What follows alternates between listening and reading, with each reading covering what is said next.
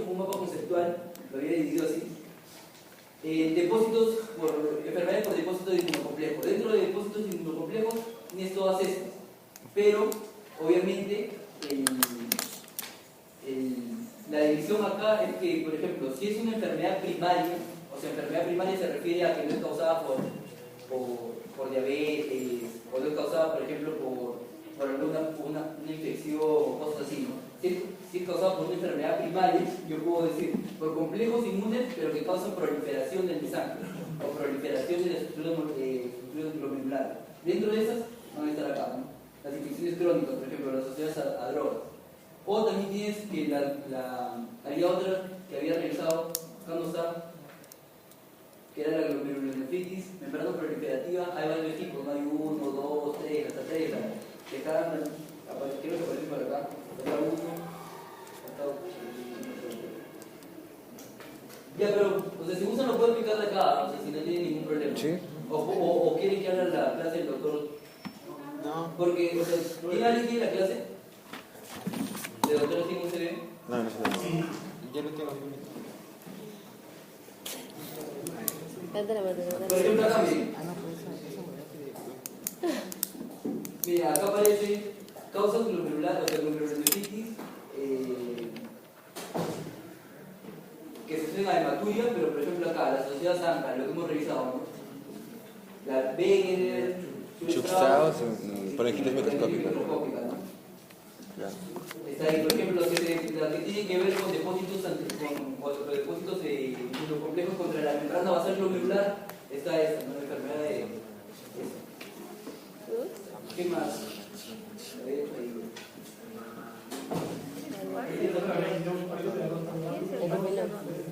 Si no subo un video, pues las tengo, o sea, no lo grabé, pero no tengo. Sí, por favor. Gracias. Pero esa es la idea, o sea, Es un resumen. lo único nuevo que agrega el doctor ahí, por ejemplo, es glomerulonefritis membrana proliferativa, la membranosa, membrana proliferativa, agrega también los tipos de vasculitis IgA, también toca púrpura de Keno-Schölling, enfermedades, el último, las asociadas a virales, ¿no? Acá no están las virales, pero, o sea, están, pero no muy bien. Las asociaciones virales, hepatitis C, VIH, ¿qué más? Y básicamente eso, ¿eh? O sea, solamente diferenciar nefrítico, nefrótico, síndrome de pulmón riñón. Entonces la Es muy bueno. Ah, claro.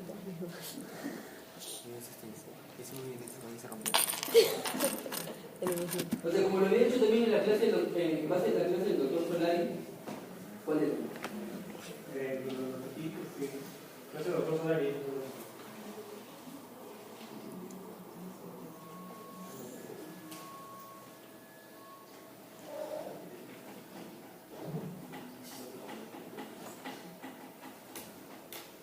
Ya, o sea, miren, eso es lo que pone, los aspectos generales, bueno, lo del riñón, eso obviamente me lo salté.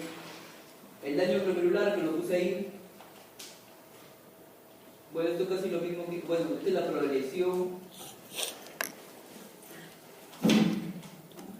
el enfoque clínico, lo que hemos dicho, nada más esto. Ya, bueno, el estudio del paciente, obviamente la historia clínica del paciente, cómo viene, los datos del laboratorio. Ya, bueno, y el doctor pone, ¿no?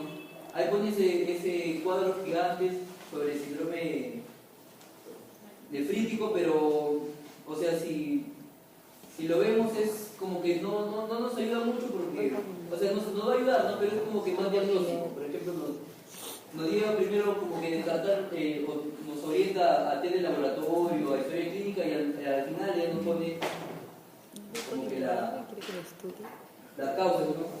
Vasculitis, neoplasias, infecciones. Eso también eso no lo había hecho porque, bueno, entendí que esto ya estaba entendido por todos y esto se iba a desarrollar pues, en cada enfermedad. Bueno, las indicaciones de biopsia renal y eso, ¿no? Acá comenzaba, ¿no? Bueno, eso es lo que está en Harrison. Así, no sí yo lo había hecho, pero lo había hecho casi igual.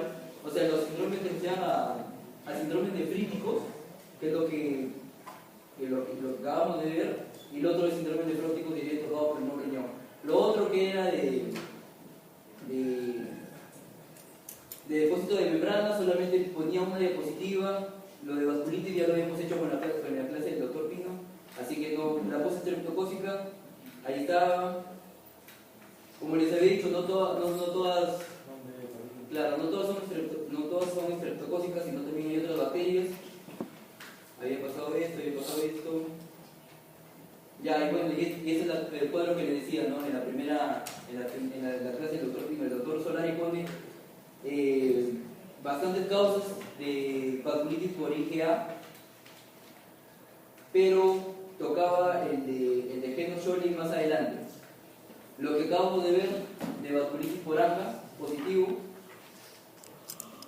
Wegener, poliquitis microscópica, sobre esto lo que mencionan ahí, membrana proliferativa, ya, o sea, las que son glomerulonefritis, pero que tienen coproliferación del mesanquio o otras estructuras del glomérulo. Había más, su mismo nombre dice membrana proliferativa, tipo 1, tipo 2, tipo 3. Y obviamente están las secundarias, las causas asociadas a enfermedades isquémicas. Todo eso lo había agrupado, ¿no?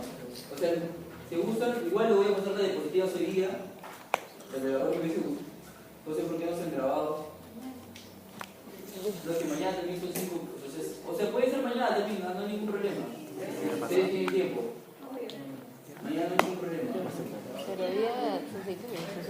Pero mañana puede ser más temprano. Porque 3, Sí, te 2. Ah, no. Puede ser la mañana también. No, tengo inglés. No,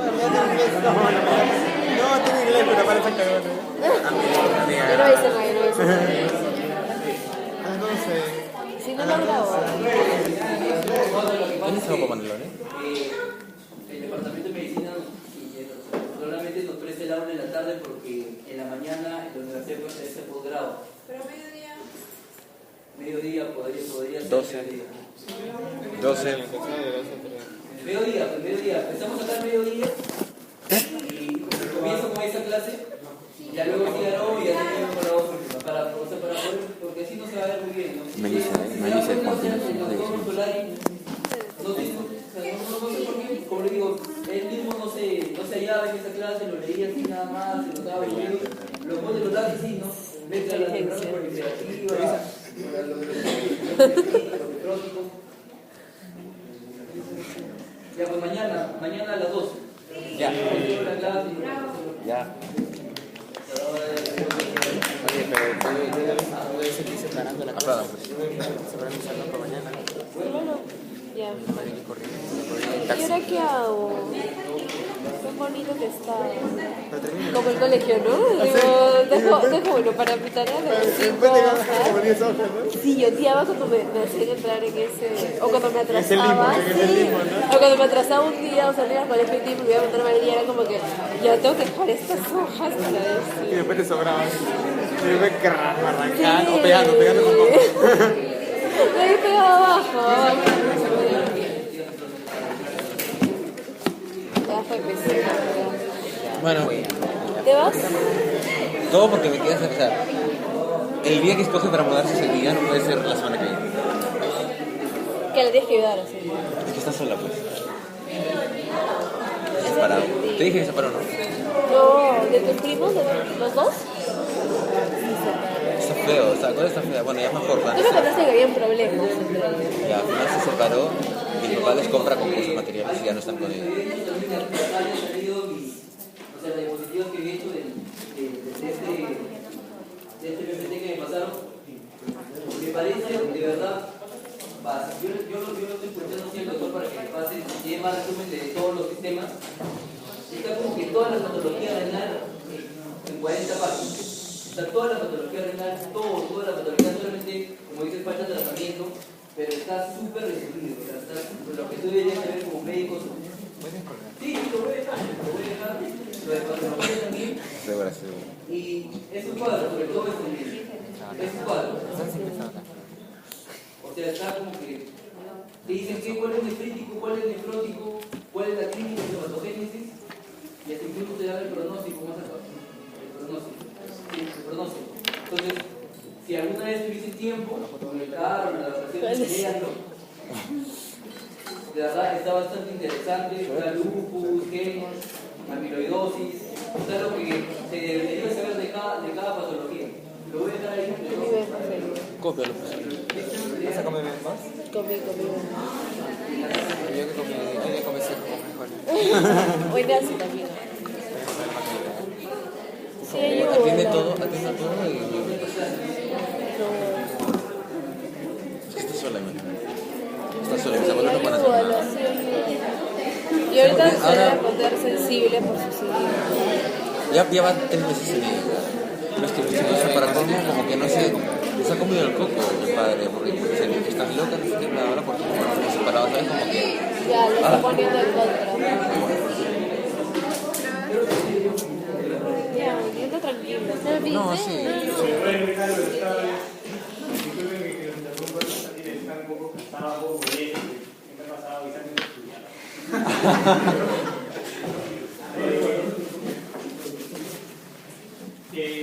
Tú has dicho las 3 clases, como general, principalmente has hecho la clase de nefropatía diabética, que es la clase del doctor, justamente lo que le comentaba ahora Isaac. Primero, que no es algo tan urgente que uno tenga que saber, o sea, definitivamente es importante porque casi todo el mundo es diabético, pero me parece que no es algo tan urgente que uno debería tener recontra claro.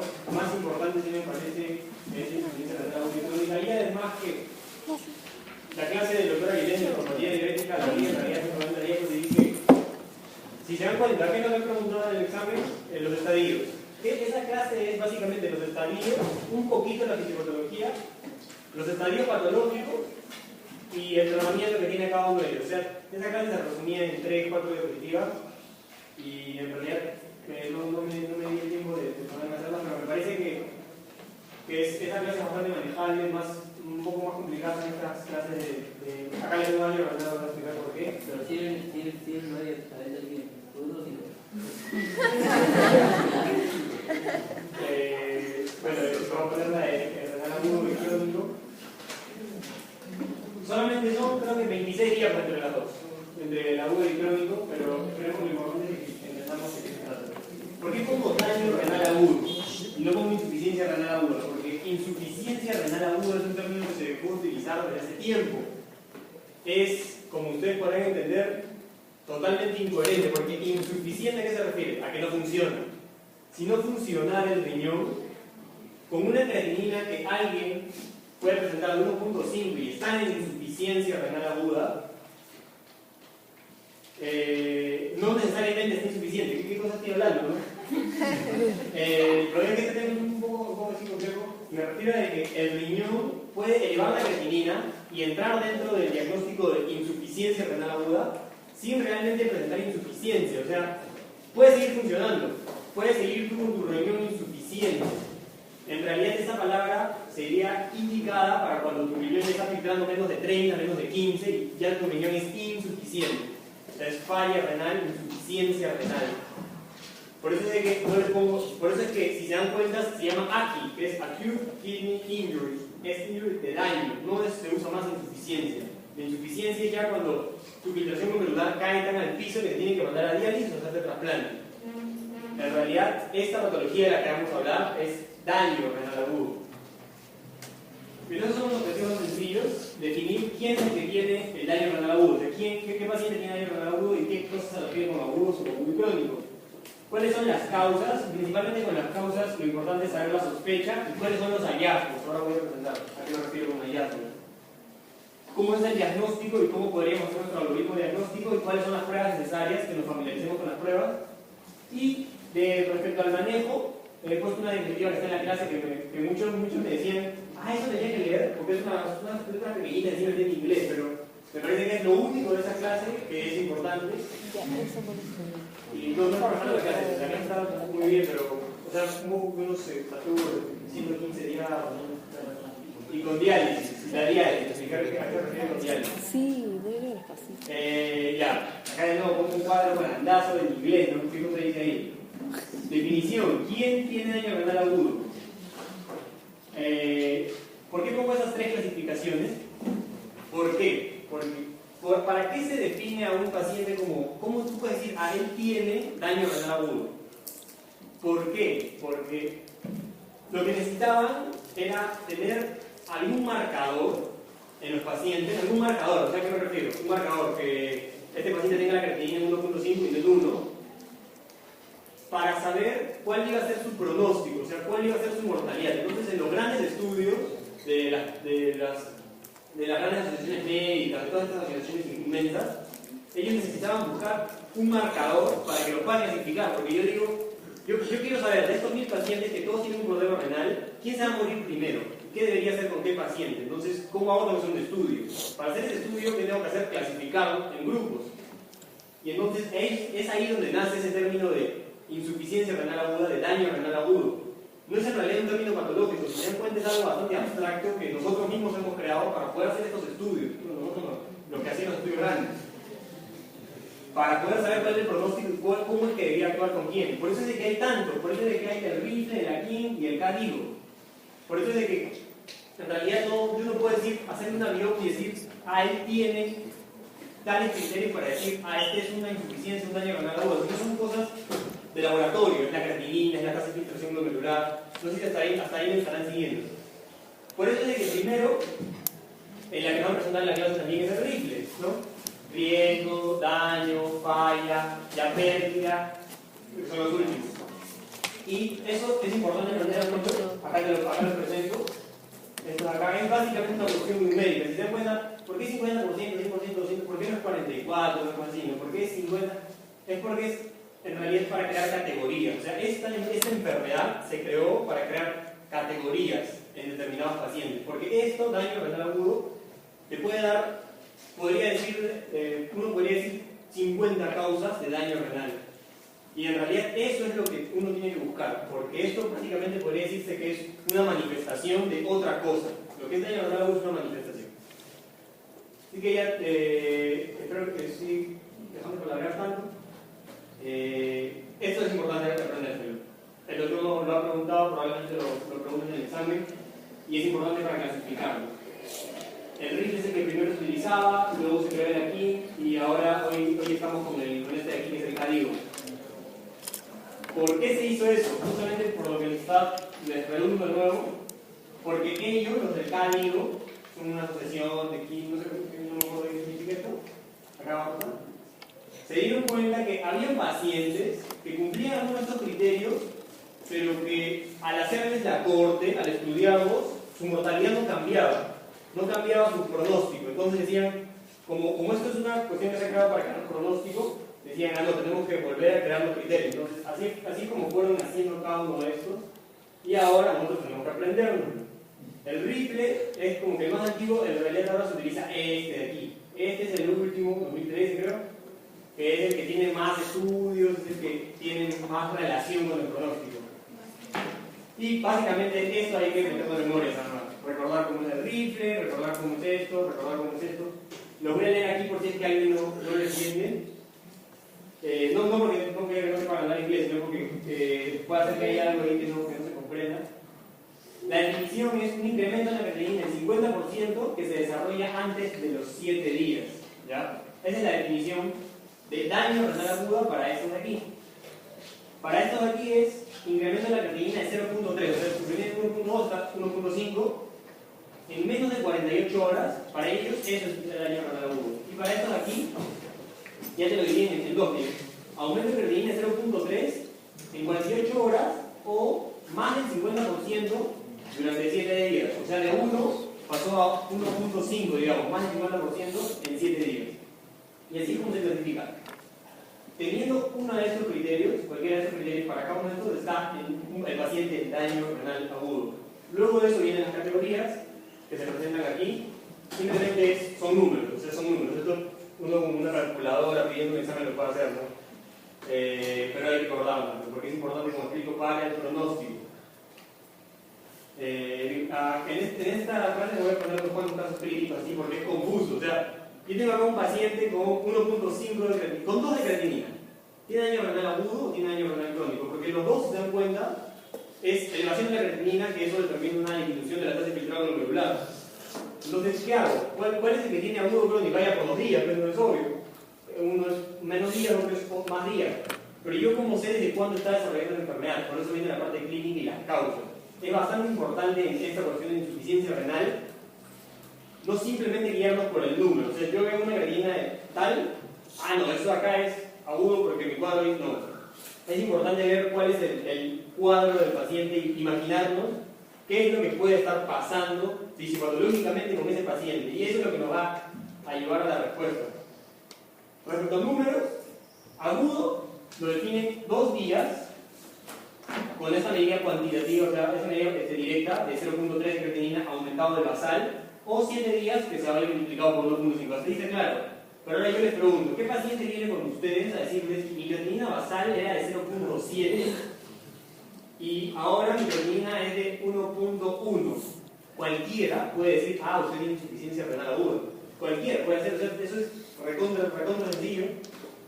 Y es por eso que hay tantos errores, porque uno se guía por esas medidas, es más, algunos ni lo piensan. Lo importante es la sospecha de quién puede estar haciendo la insuficiencia, porque una vez que hacen insuficiencia y se dan cuenta en los hospitales ya se pegó todo. Si está infectado no le pueden dar el antibiótico o X cosas. Por eso es que es importante la sospecha, porque por esa causa bastantes pacientes pueden terminar mal. Pero este subagudo, ¿para qué se creó este subagudo? Estamos hablando respecto a los días nada más. ¿Para qué se creó? Porque ¿qué tal si mi paciente aumentó su creatinina a los 8 días? Ahí ya no entra en la clasificación de aguda, tampoco es crónico, entonces ¿qué hago? Entonces, por eso nada más se creó es informal esa como clasificación de subagudo. Pero ahora si en el examen viene paciente que aumenta su creatinina de 0.8 a 1.4 en el tiempo de 10 días y le pone el profesor ahí subagudo, pero el paciente tiene una clínica florida de insuficiencia renal aguda, la clara es insuficiencia renal aguda, por eso no se guíen de los números, no sumen, porque sumar eso es lo que probablemente el doctor quiere que no hagamos. O sea, si vamos a ir a sumar, vamos a cometer bastantes errores. Pero lo más importante es la sospecha y más o menos imaginar qué es lo que está pasando. Y crónico, 3 meses. Entonces, al menos esa definición clara de 2 días, 7 días, 3 meses, pero con pinzas, porque como les repito, es cuestión de ver qué es lo que está pasando. Por eso acá les pongo algunos casos clínicos que yo he intentado para ver si es que más o menos entender el concepto que les quiero dar. Por ejemplo, aquí. Paciente mujer de 60 años, diabetes mellitus hace 10 años, cursa con dolor articular múltiple, no dice desde cuándo, y viene tomando AINES por un periodo indeterminado, no sabe de cuándo está tomando AINES. Hace 3 días, ¿verdad? Empezó a sentir disnea a pequeños esfuerzos, se le ve pálida, taquipnéica y taquicárdica, presión arterial 90 de 60. A los 3 días de ese cuadro que presentó, la paciente orina 600 mililitros, presenta crépitos bibasales y edema en miembros inferiores. La respiración es profunda y se encuentra confusa. ¿Alguien podría decirme qué es lo que probablemente pasó con esta paciente? ¿Qué es lo que probablemente ha pasado? ¿Alguna especulación? Algo? ¿Qué es lo que ha pasado?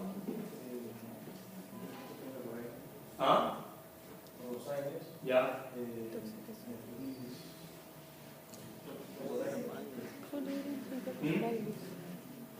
¿Alguien que se anime, no? Nada, entonces no les voy a poner notas, no les voy a decir que no. Evidentemente, si estamos acá porque queremos que todos compartamos. Probablemente yo estoy equivocando y lo que voy a decir es una piedra. Ustedes me tienen que decir no, más probablemente lo otro. Además, tiene diabetes. Claro. Cuando son 10 años, no dice si ha estado tratando o no, pero también se puede asumir que hay una familia. Claro, podría ser una paciente renal crónica, ¿no? Claro, podría ser. Que ha hecho una rehabilitación, ¿no? Porque además toma AINES. ¿Eso que esté pálida nos podría indicar que sea crónica la cronicidad? Podría ser también. Justamente por eso les puse un caso así tan confuso. Porque uno ve, ¿no? Como él dice, diabética, 60 años, 10 años de diabética, no me dice ni con qué toma no me dice si está tomando algo que está incontrolada. Entonces yo digo, diabetes, 60 años, crónica, ¿sí o no?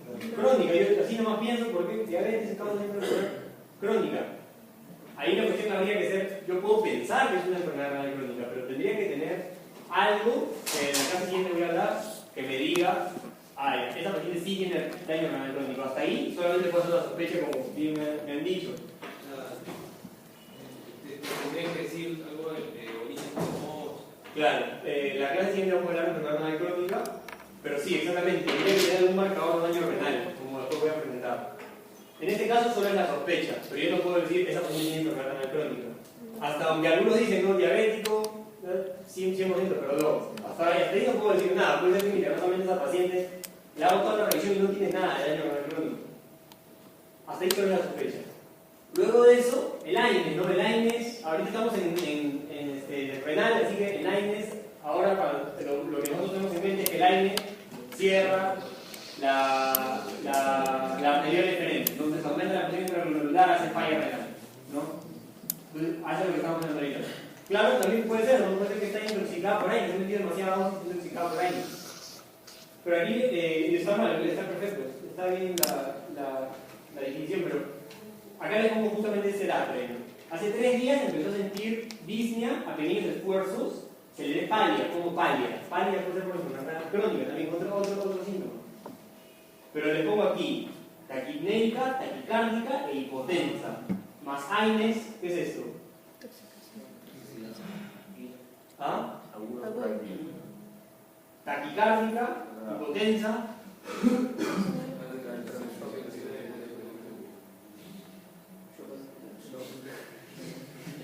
Claro, está perfecto, ¿no? Pero recuerden que el aire también causa daño en el estómago.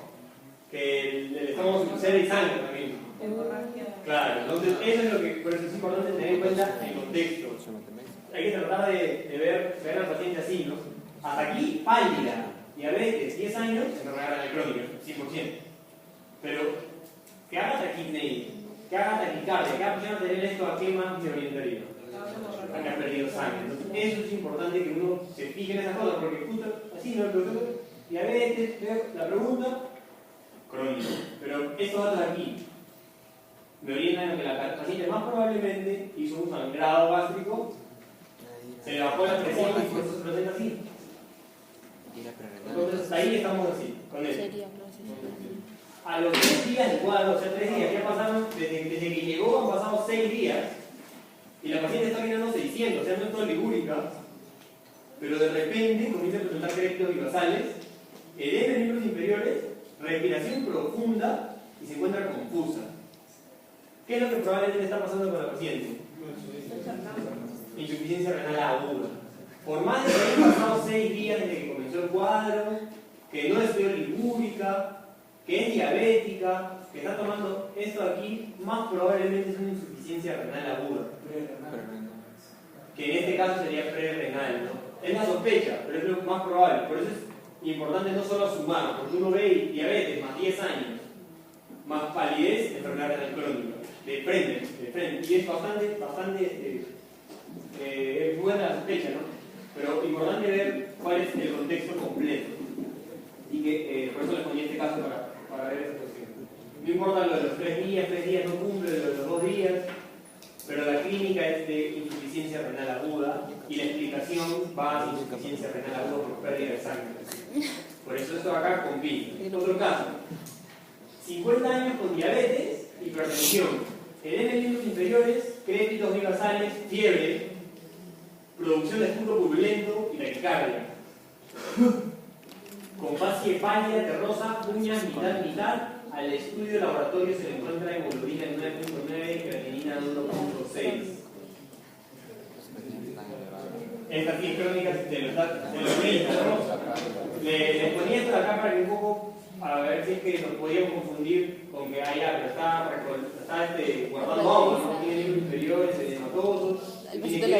Puede ser un insuficiencia renal aguda, no sé por qué. Pero evidentemente, más probable por esta clínica, la facie pálida terrosa, uñas mitad, con anemia, con creatinina 1.6, sí. Esa es la atrofia ungueal clásica de la insuficiencia renal crónica. Es proximal medio pálida y distal medio negra. Entonces, esa es la uña mitad, que sea la insuficiencia renal crónica. Es un signo.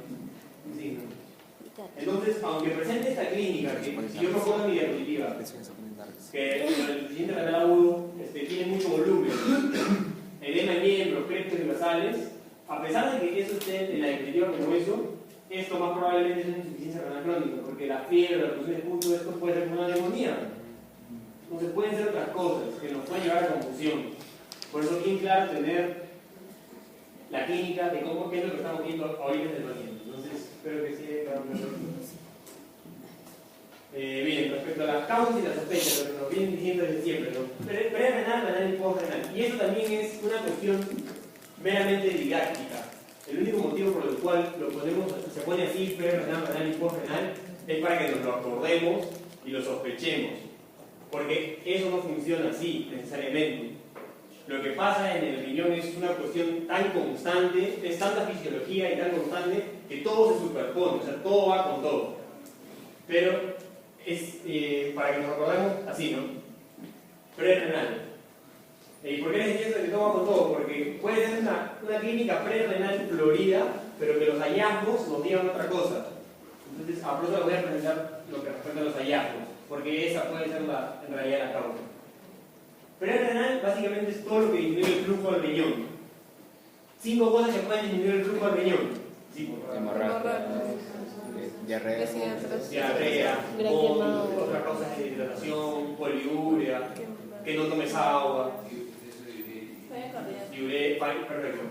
Todo eso puede disminuir. Pérdidas, puede ser por pérdidas, redistribución, eso se critica una causa de redistribución.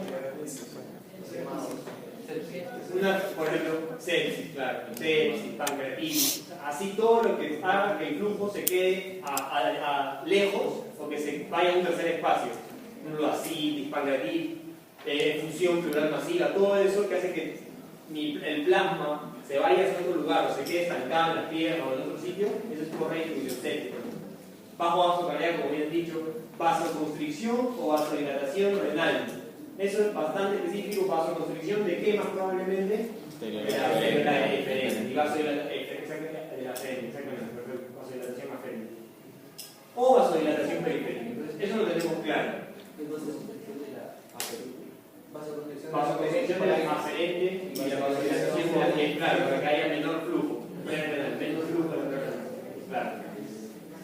Y eso entonces se puede presentar, como nos lo ponen en la clase, con estos síntomas de aquí. Pero también es decir que se puede presentar, ¿no? Porque hay que analizar completamente. Una paciente, por ejemplo, con diagnóstico de diabetes insípida, ¿ya? Diabetes insípida, que refiere que ha estado yendo al baño todo el día, ¿ya? Pero que está metiendo un montón de agua también, ¿ya? Pero probablemente no tanta agua. No presenta nada de eso, pero presenta confusión. Creatinina 1.6, paciente de 30 años. No tiene nada de esto y te preguntan, más probablemente, cuál sería la causa de la insuficiencia renal de esta paciente.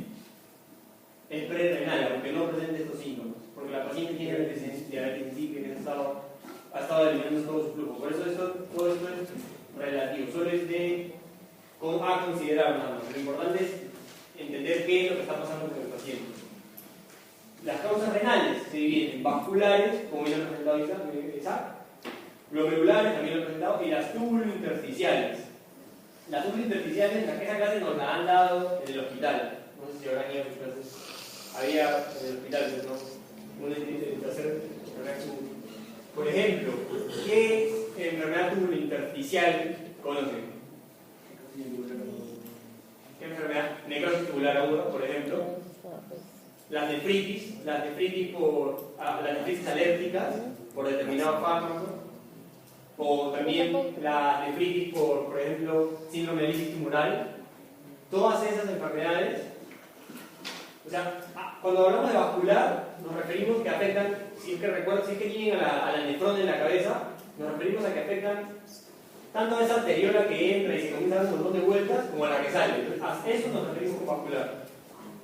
Con glomerular nos referimos a esa membrana triple que conocemos, que es el endotelio, la membrana basal y los pocitos, que afecta a eso, glomerular. Y túbulo intersticial nos referimos a ese túbulo que todos conocemos, que baja, hace gene, toda esa cuestión. Cuando afecta a eso y a lo que está a su costado, que es el intersticio, es túbulo intersticial.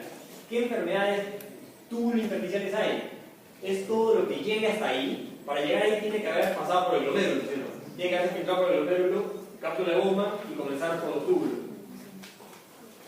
¿Qué cosas llegan ahí? Todos los desperdicios tóxicos. Por ejemplo, un paciente aplastado, mioglobina, se libera, se filtra por el riñón en exceso, llega, te hace este tipo aquí, túbulo intersticial. Te hace una necrosis tubular aguda por tóxicos. Por ejemplo, otro caso, paciente, está justamente acá disponible, pero ahora vamos a hablar. ¿Y qué es lo que nos puede poner, por ejemplo? ¿Cómo puede venir el paciente? Tendríamos que decir prácticamente todos los síntomas, porque son manifestaciones sistémicas vasculares, lo que hemos visto hace un rato, manifestaciones sistémicas glandulares, síndrome nefrótico, síndrome nefrítico. O sea, estamos hablando de cómo verías tú al paciente. Y las túbulos intersticiales es más qué es lo que está pasando, ¿no? Como el caso que les ponía. Otra circunstancia de túbulos intersticiales, por ejemplo, podría ser el caso que les ponemos aquí. Pacientes que acuden a su tratamiento quimioterapéutico, que durante la administración de este, o sea, del quimioterapéutico, presenta confusión, respiración profunda, parestesis en miembros inferiores y síndrome de Chebostek. ¿Alguien conoce el síndrome de Chebostek? Por hipocalcemia. ¿Te acuerdas? Por hipocalcemia. Claro, el otro que usó por hipocalcemia. Probablemente está pasando con él, con este paciente, probablemente es un síndrome de lisis tumoral. Si recuerdan lo que nos enseñaba Rolly, síndrome de lisis tumoral, hipocalcemia, esa cuestión, ya se rompe el tumor, se liberan un montón de estos, llegan hasta el riñón, atraviesan el glomérulo, no sé si me estoy yendo, atraviesan el glomérulo, llegan al túbulo, y el túbulo, al tratar de reabsorberlo, como es masivo y no es usual, se lesiona. Túbulo intersticial, túbulo intersticial renal. Entonces, es bastante la manifestación sistémica, el contexto del paciente. O nefrótico y nefrítico. Por ejemplo, si mi paciente viene con la clínica de insuficiencia renal aguda y un síndrome de clínica de nefrótico, y te preguntan cuál es la causa de su insuficiencia renal aguda, bien difícil que sea una causa prerrenal, ¿no? Porque si es un síndrome nefrótico es porque se está afectando el glomérulo, porque no habría otra forma en la que haya tantas proteínas en la orina. No hay otra forma. Entonces, más probablemente es renal. Si es un síndrome nefrítico también. Las manifestaciones clínicas del síndrome nefrítico, muy difícil que se produzcan por una alteración en otro lugar, como podría ser aquí adelante o aquí atrás, para que te den esa clínica. Entonces, tener en cuenta eso, porque de eso pueden venir un montón de preguntas y más que eso, un montón de pacientes. ¿Qué es lo que está pasando con el paciente? Si el problema es renal, prerrenal, postrenal, ¿dónde tengo que buscar? Y bien, postrenal sencillamente la obstrucción del tracto urinario. Aquí el detalle es que si yo te obstruyo acá, el otro sigue funcionando y no hay falla renal. Así que la obstrucción, por ejemplo, yo te pregunto, paciente con insuficiencia renal con causa determinada postrenal, más probablemente en dónde estaría la obstrucción. Y le pongo en la pelvis, en el uréter, le pongo en la unión uretrovesical, le pongo en la uretra. En la uretra, claro, en la uretra, porque ahí cancelan los dos. Entonces, solamente tener ese detalle en cuenta, lo demás es sencillo. Todas las causas de obstrucción del tracto urinario, litiasis, enfermedad prostática, etc. Entonces, es importante tener la sospecha. Frente a un paciente que tenga cualquier cosa que me haga pensar a mí que disminuye el flujo al riñón, por ejemplo, una paciente que viene con hematemesis, 80 años, y de repente comienza a tener un balance hídrico negativo. Balance hídrico sencillo, no hay que pensar mucho. Si meto 500, tiene que salir aproximadamente 500. No 500, porque hay pérdidas también de otra forma, pero tiene que salir algo para ahí, no me puede salir 200. Si meto 1 litro, no puede salir 200. Ese es el balance hídrico. ¿Cuánta agua estoy poniendo? ¿Cuánta agua está saliendo? Esa es la forma más precoz y clínica que nosotros podemos tener para más o menos orientarnos a que alguien está haciendo una falla renal. Entonces, eso es básicamente, eso es lo más importante, la sospecha de qué es lo que está pasando. Luego el otro objetivo, que es eso es lo que llaman la parte más teórica, porque a nosotros lo único que va a hacer es llegarnos un informe respecto a esto. El arte está más en esa parte. Son los hallazgos. Acá les pongo un cuadro que el otro día que explica bastante bien es lo del hallazgo, pero acá se lo resumo de todas formas para que lo entiendan mejor. ¿Qué cosa a mí me podría hacer pensar que el riñón se está lesionando de tal forma que está haciendo una insuficiencia renal aguda? ¿Y de dónde podría venir esa lesión? Lo que se hace básicamente es hacer el análisis de orina, evidentemente. ¿Qué es lo que puedo encontrar en el análisis de orina? Estas cosas acá. Eritrocitos dismórficos o cilindros hemáticos. Eso me hace pensar en glomerulonefritis. Más probablemente glomerulonefritis. Si hay una albuminuria severa, o sea 3 en el albuminuria, y hay poca hematuria, como en el caso de los poníacos, 5 o 7 eritrocitos, no se dice hematuria, nefrítico. No necesariamente, porque tiene 4 proteínas, digamos, en la orina. Entonces, más probablemente necrosis, o sea, necrosis es cuando el glomérulo falla de tal forma para que la proteína filtre. Nefritis es cuando el glomérulo falla de tal forma para que el agua se quede, y también se queden todos los otros residuos. Entonces, estos hallazgos pues, están en tal cosa. Los cilindros granulosos. ¿Qué son los cilindros granulosos? Si recordarán en el laboratorio, nos pusieron unas imágenes, ya vamos a ver unas imágenes. En el riñón, en la nefrona de los túbulos, normalmente se crea una proteína, que tiene un nombre, que es tan corto, esa cuestión. Y esa proteína forma unos cilindros, normalmente. Pero esos cilindros, como en el túbulo, no debería haber ninguna célula, porque si las células del túbulo se lesionan, se van hacia la parte intersticial, hacia la parte vascular, para que se vayan. No se caen, porque podríamos fluir fisiológicamente. El glomérulo tampoco permite que pase ninguna célula. O sea, ahí el túbulo es totalmente limpio, porque tiene unos cuantos leucocitos, unos cuantos de células. Por lo que los cilindros normalmente son hialinos. Generalmente, cuando no hay células, son hialinos. Cilindros granulosos, ¿por qué pasa? Pasa porque la célula tubular, por una necrosis tubular, ¿cuáles son las causas de necrosis tubular? Tóxica o isquémica, sencillo. Isquémica no llega a flujo, tóxica, por lo que hemos estado hablando un rato. Ese epitelio tubular se lesiona y se cae. Junto con las proteínas que me explicaba que normalmente hay, forman cilindros, pero en vez de cilindros son cilindros con esas células del epitelio tubular. Y esos son los cilindros granulosos. Por eso, ¿qué es lo que nos indica un cilindro granuloso? Una necrosis, una lesión tubular. Los cilindros serios son como los cilindros hialinos, pero un poco más densos. ¿Eso cuándo pasa? Cuando hay éstasis en el túbulo. ¿Por qué habría éstasis en el túbulo? Porque no hay flujo. ¿En qué circunstancias no hay flujo? Por durante mucho tiempo en la insuficiencia renal crónica.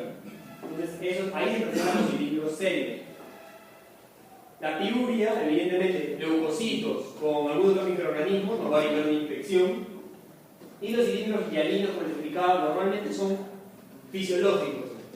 Pero si tenemos la clínica, y ya, perfecto, la clínica tiene que ser pre-renal, tiene que ser renal, tiene que ser post-renal. No tengo nada que me oriente, no tengo nada que me oriente a que es, por ejemplo, un problema de túbulo intersticial, como lo que hemos estado hablando un rato. Tampoco veo nada de esto, no veo cilindros tubular, no veo cilindros granulosos, no veo cilindros serios. Veo cilindros hialinos, y yo digo, no tiene nada. O sea, el paciente es encefalopático, tiene asterixis, tiene edema en pulmón, pero no tiene cilindros hialinos en la orina, entonces yo pienso, me acuerdo. Pero esos son fisiológicos, entonces yo digo, no hay nada. No, hay que considerar de que estos cilindros hialinos pueden presentarse cuando la causa es prerrenal, porque la prerrenal, a menos que haya necrosis tubular, no va a haber ninguna célula en el túbulo, no va a haber ningún residuo extraño en el túbulo, solamente que no llega a la sangre, nada más. Y en el postrenal, tampoco tendría que haber en el túbulo ninguna célula para que se formen los cilindros, porque los cilindros no se van a formar en la uretra, no se van a formar en la vejiga, en la uretra, se van a formar en el túbulo, que es pequeñito, ahí permite que se formen los cilindros. Y eso es lo que dice aquí, lo voy a explicar para que sea más fácil de entender. Y estos son los de los cilindros para que lo recuerden, porque tampoco ustedes están completamente de cilindros, eso no es de la clase, digamos. Lo digo porque el profesor les puede poner también, y es importante cuando veamos el reporte del análisis de orina, porque uno, si dice renal, sospecha, hace un análisis de orina, y le vienen cilindros, ¿qué significa esto? Y puede poner también el glutón, ¿no? Esos son los cilindros hialinos para que recuerden, probablemente merienda pre-renal o post-renal, porque no hay células en el túbulo para que se forme nada. Estos son los granulosos. Si ven acá, hay células. Los otros no son células. ¿Eso qué es? Porque se destruyó el epitelio tubular y formó esos cilindros. Por necrosis tubular aguda, causa insuficiencia renal intrínseca. Estos son los eritrocitarios, como explicaba hace rato, por hematuria, por glomerulonefritis, enfermedad glomerular, también podría haber insuficiencia renal intrínseca. Y estos son los serios de la crónica. Pero es esto, es una recontrafija. Entonces, recontrafija para el examen y también para entenderlo. Está bien, puede ser la clínica y todo. Principalmente es lo que nos va a mandar, la clínica, perfecto. Pero yo lo que voy a hacer es apoyarme al diagnóstico de laboratorio. Uno de esos va a ser el análisis de orina. O sea, ¿qué es lo que va a pasar? Le van a una parte de la orina del paciente, se la van a llevar al laboratorio y van a buscar esto de aquí. Van a buscar cuánto sodio hay, van a buscar los cilindros, van a buscar todas esas cosas y nos va a llegar a nosotros en el hallazgo, en el informe. ¿Cómo lo interpreto? Se interpreta de la siguiente forma. Estos son los índices. Acá he dejado uno que parece que no está en la clase, pero que es bastante importante. No sé por qué no lo han puesto, sí lo han puesto, pero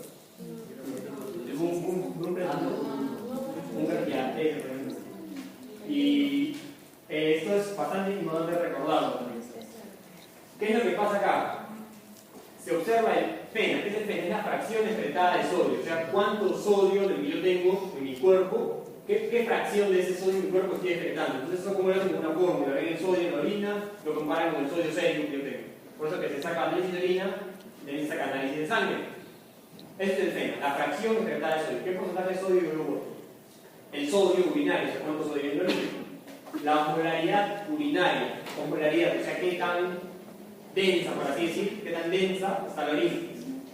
Y la relación, o sea, dividir boom, que básicamente es urea, boom, pero tiene su fórmula ahí, básicamente es urea, o sea, son todos estos residuos nitrogenados, entre la creatinina.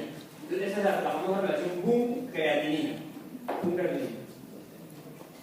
Esas son las 4 cosas que te van a ti hacer pensar allá. Esto es pre-renal, renal o post-renal. ¿Cómo se entiende esto? En el pre-renal, el túbulo funciona. En el túbulo, ¿qué es lo que pasa? Se absorben las cosas que se botan.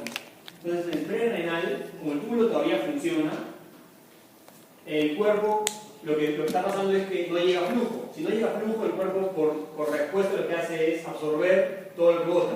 Entonces, al absorber todo lo que bota, lo que tú botas en la orina ha pasado por un proceso de absorción total en la que queda prácticamente lo mínimo, queda lo mínimo. O sea, todo el sodio que salió en el glomérulo se volvió a meter. Entonces, por eso es que en el pre-renal encontramos un sodio urinario menor.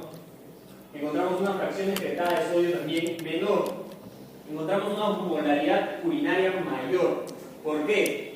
Porque digamos que ya está bien. El riñón mete 10 de sodio, pero a la vez mete 20 de agua. O sea, la capacidad es así, mete más agua de la cantidad de solutos que se quedan. Más o menos nos seguimos ahí. Entonces, eso lo que va a hacer es que la osmolaridad en la orina, la concentración de solutos en la orina, sea mayor. Por eso es que eso es lo que encontramos. Por el contrario, en la parte renal, es como hemos explicado, daño básicamente en la parte del túbulo, daño en la parte de que se absorbe. Entonces lo que vamos a encontrar es que el riñón por el glomérulo lo bota, perfecto, bota el sodio. Llega al túbulo y no lo puede absorber, por eso en la orina lo que encuentras es mayor cantidad de todo lo que el glomérulo botó. Por eso es que la fracción excretada de sodio es mayor, de 2%, el sodio urinario también es mayor, porque el túbulo no lo puede absorber. Y como tampoco el túbulo puede absorber agua, la orina está más diluida. Eso es la isostenuria, la incapacidad de concentrar la orina. Osmolaridad urinaria baja. Hasta ahí estamos. Y ahora, ¿cómo se explica eso? Porque eso es en contra, o sea, acá está todo menos, eso está más. ¿Se lo pueden recordar así? Pre-renal, todo esto acá menos, y esto más. Puede ser así, pero también tiene su explicación. En el pre-renal, digamos que el riñón bota 100, por el glomérulo bota 100 de urea y 10 de creatinina. Llega eso al túbulo, ¿ya? Y el riñón absorbe, digamos, 50 de urea, ¿ya? O sea, absorbe la mitad de cada uno. Entonces, si tenía 100 de urea,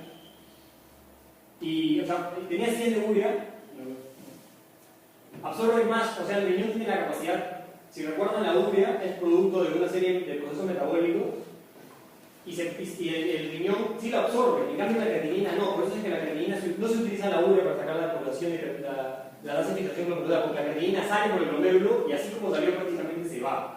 Hay una mínima cantidad de reabsorción por el túbulo. En cambio la urea sí se absorbe.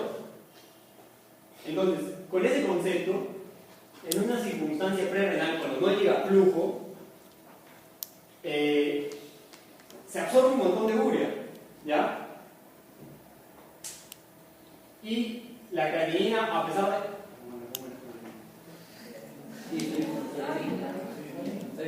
Estamos diciendo, ¿no? Se absorbe un montón de urea, pero la creatinina se sigue eliminando. Hazlo con valores mejor. No, ahí está, ahí sí. Por eso perfecto.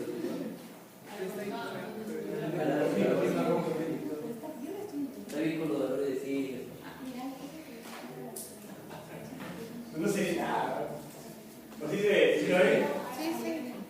¿O se lo quieren memorizar o más? ¿No me explico? Pero sí se entiende, ¿ah? ¿Sí se entiende? Sí. Es que yo lo entiendo en el otro no entiendo. 20, vamos a dejar 20 con 2.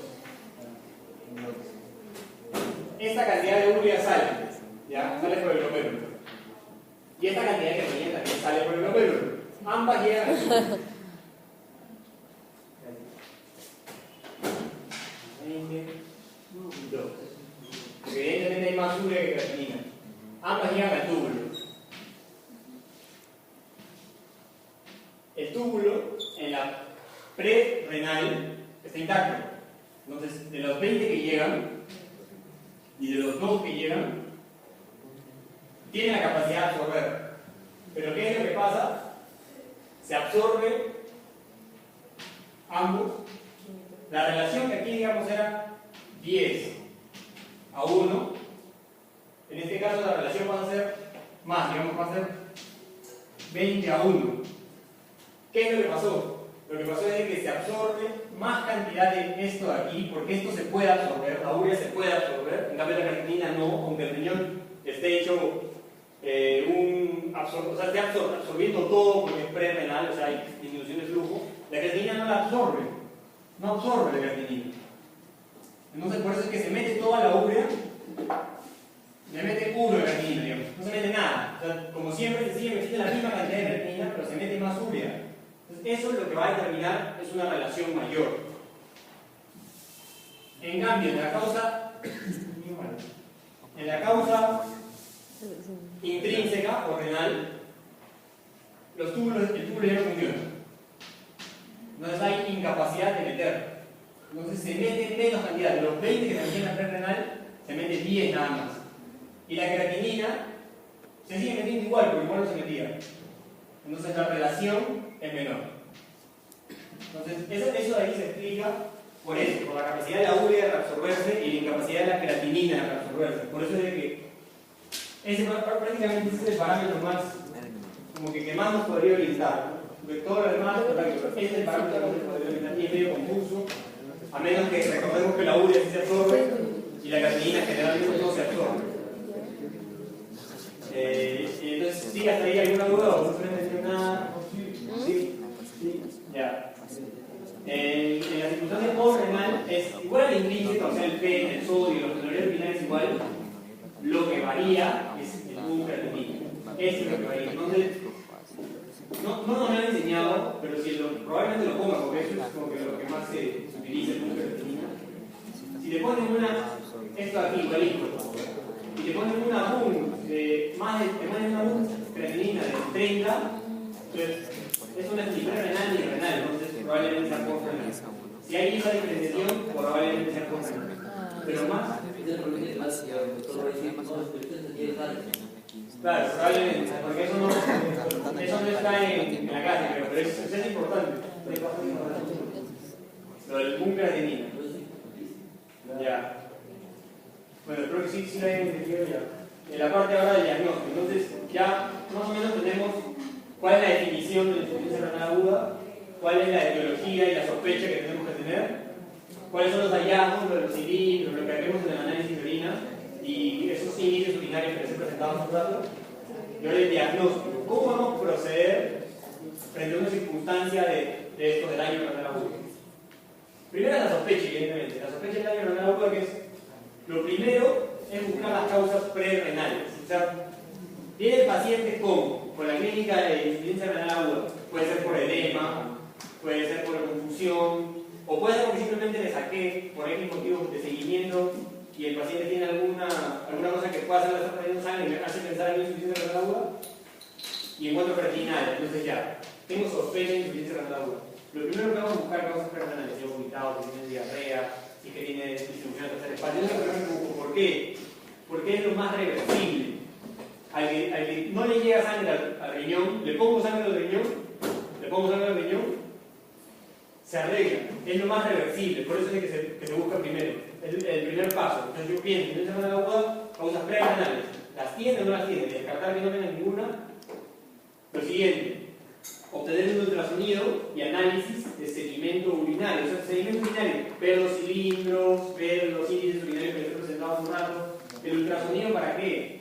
Para ver básicamente si es que hay causas postrenales. Si es que hay, o sea, obtener imágenes, no necesariamente un ultrasonido. Un ultrasonido probablemente para ver si es que hay alguna obstrucción, no más evidente, pero imágenes. Obtener imágenes y el análisis de sedimento urinario para buscar causas postrenales. ¿Por qué? La misma cuestión del problema renal. El postrenal desobstruido y se va a ir mejorando. En cambio del otro, esos son los primeros pasos. Sospechar el daño renal, buscar las causas prerrenales. Luego de eso, haces tu ultrasonido, haces tu análisis para buscar las causas postrenales. No encuentro nada de eso, no hay nada de eso. Entonces, lo siguiente es evidenciar si es que hay daño glomerular. ¿Cómo es la manifestación laboratorial del daño glomerular? La proteinuria o la hematuria, síndrome nefrótico o síndrome nefrítico.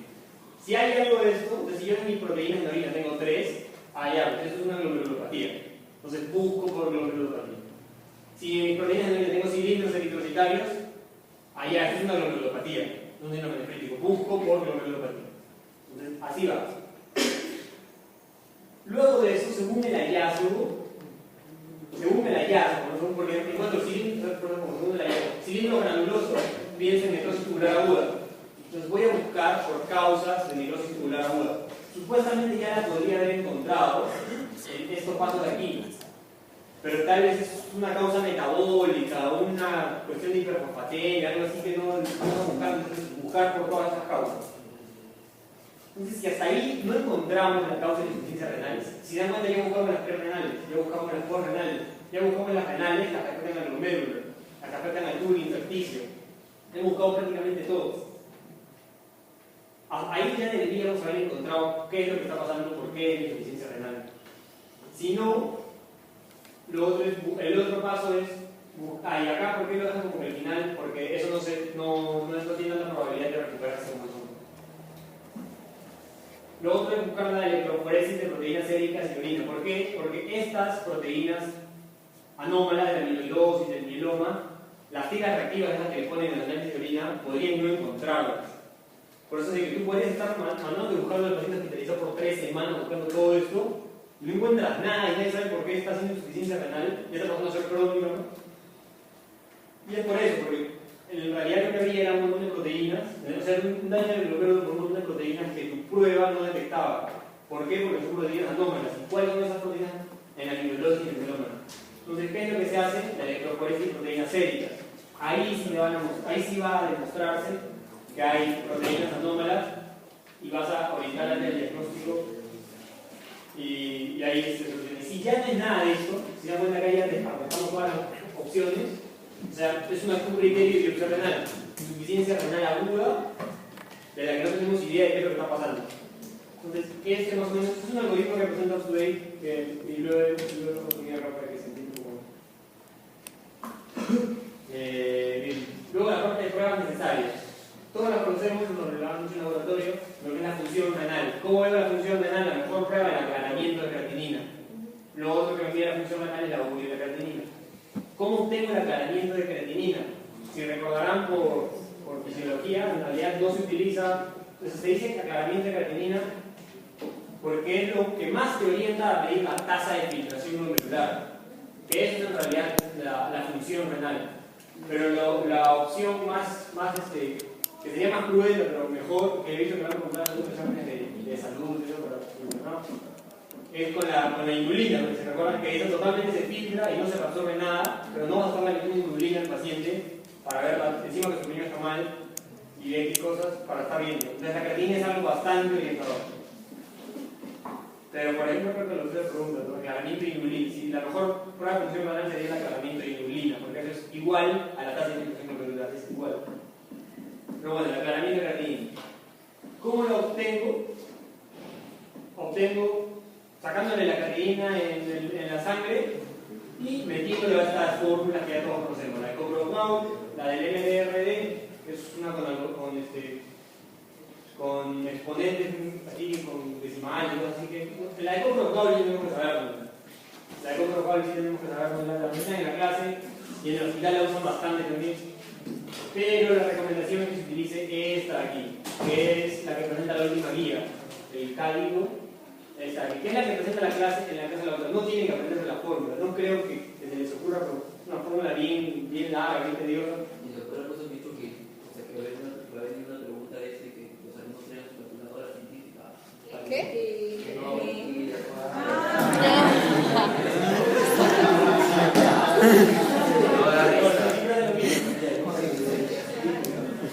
Pero sí, la fórmula está un poco densa, pero tener en cuenta de que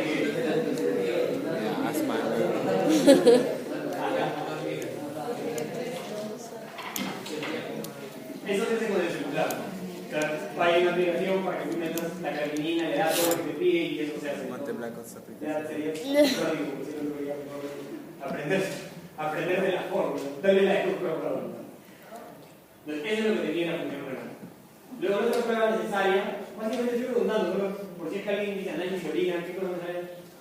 En el análisis de orina veo eso ahí, ¿no? Las proteínas, los motivos y líquidos. El ultrasonido, la tomografía, que está además, tenemos buenas clases de diagnóstico. Y la electroforesis sérica de proteínas. En el algoritmo, esa de ahí, la electroforesis, o sea, en el plan de trabajo de la insuficiencia renal, esa electroforesis sérica de proteínas era prácticamente una de las primeras. O sea, junto con la función renal era la electroforesis sérica de proteínas. Probablemente porque los gringos se han dado cuenta de que muchas veces están buscando por semanas y no encuentran, y al final es eso. Entonces ellos desde el comienzo, todo paciente con factor de riesgo, sea mayor de 40 años, le meten el electroforesis sérica de proteínas desde el comienzo para que no se estén matando buscando otras cosas, haciendo biopsia y todo. Y al final era una pilorosis, un mieloma. Pero eso no habla con nosotros, porque en los hospitales sí hay, pero no he visto que pidan acá, no sé ustedes. No he visto que pidan mucho electroforesis sérica. Pero bueno, ahí están las pruebas necesarias. Con esto aquí y con la clínica, la sospecha, muy probablemente se llega al diagnóstico. Ese es el valor que les decía. Se ve recontra eso, pero por eso pongo la flechita, porque todo lo que hemos hablado ya nos hace llegar al diagnóstico. No es muy difícil, como hemos visto, solo es un poco recordar y un poco imaginar qué es lo que está pasando dentro del paciente, pero eso sí hay que preguntar. Por eso le pongo las flechitas en inglés y todo, porque ese es el manejo, y siempre es el manejo de emergencia. O sea, esto no puedes sacar tu libro y revisar, ¿no? Porque si no sabes, mejor sacar tu libro y revisar. Pero lo mejor sería que eso lo tengamos rápido, ¿no? ¿Cómo se maneja? Probablemente no lo manejamos nosotros, a ver lo que hacemos emergenciólogos. No sé si el doctor lo pregunte, también dudo bastante que el doctor lo pregunte. Sería bien una pregunta bien yuca, pero de todas formas reconocer cada una de estas, porque el paciente no va a venir y decirte, doctor, tengo hipercalemia, por favor, bien, sino cómo se podría presentar la hipercalemia, reconocer, ¿no? Recordar un poco el ciclo pasado, aritmia, exactamente. ¿Y qué haces para...? Y saber qué hacer. Al menos saber qué fármaco, pero al menos una orientación de qué fármaco. ¿Cómo reconoceríamos? ¿Qué le haríamos? La ciencia metabólica, ¿cómo la reconoceríamos? ¿Qué le haríamos? Igual con todo, darle el trabajo, los recomiendo de revisar cómo reconocería cada uno de estos y qué le podríamos dar. Porque puede ser la pregunta del doctor. Paciente con insuficiencia renal, con tales signos, y yo digo, ¿qué está pasando acá? Y si me pregunta, ¿qué es lo que debo darle? ¿Qué están hablando? Pero en realidad lo que hizo fue ponerte los síntomas de una de esas y preguntarte qué darle. Así que probablemente no se le puede pasar de chico. Está en la clase de insuficiencia renal crónica. Pero si se dan cuenta, estas son explicaciones más de agudas. Bueno, esta imagen está bastante resumida. Sí, ahorita vamos a entrar ya. Esto es exactamente lo mismo que pone en la diapositiva. Exactamente lo Chévere, que mismo. se me salte el análisis. No cambia mucho, porque no cambia mucho, no pone intercalaria de 6, más Mira. algunas cosas cambian, pero eso es lo que hay que recordar. Eso tenemos que saberlo sí o sí, tanto para nuestros pacientes como para el examen. De todas formas, porque el doctor quiere asegurarse que cuando nosotros estemos en práctica, en internado, y veamos algo de esto, no nos quedemos en, hay que pasarle dextrosa, porque eso es lo que me acuerdo que decía una doctora, que el interno de algo no sabe qué cosa está pasando, le pone dextrosa, ¿no? Y encima podría hacer esto. Bueno, en este caso, reconocer esto, lo lingual, reconocer todas estas cosas. Eso sí, el doctor te va a decir, paciente con pericarditis urémica, estaría indicado la gente no te va a decir. Te vamos a hacer el caso clínico, recordar cómo se presentaría el pericarditis. La pericarditis urémica es igual que la pericarditis que dijo Isaac el semestre pasado. La neuropatía urémica, la neuropatía que todos conocemos, la encefalopatía que todos conocemos, todo lo que ya conocemos.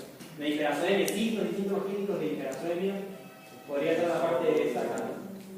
Acidosis, ya todos saben cómo se produce una acidosis. Hipercalemia, tubio, ligurio, bueno, esto es meramente clínico. Pero bueno, esto acá tenemos que reconocer en el paciente. Nos va a poner un caso, nos va a poner algo de esto, nos va a decir si es que el paciente tiene que ir a diálisis o no. Eso es lo más probable que presente el doctor.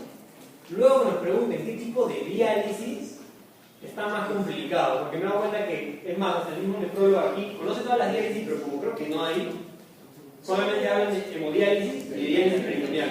Nada más. La hemodiálisis, o sea, está en contra cuando es la zona del equilibrio y hay que... Claro, hay algunas indicaciones, hay algunas cuestiones que justo ahí sí se les ha traído para presentárselas, para que lo tengamos en cuenta, pero para fines del examen, más que todo recordar bien eso. Luego, ¿qué es lo que es esto de diálisis? Básicamente es hacer que algo más funcione por tu riñón. ¿Cuáles son las opciones? Tenemos 4 opciones. Y cada una de las opciones tiene bastantes subdivisiones. No vamos a hablar de las subdivisiones, eso es totalmente parte del nefrólogo. Lo que sí tendríamos que conocer son esas 4 opciones.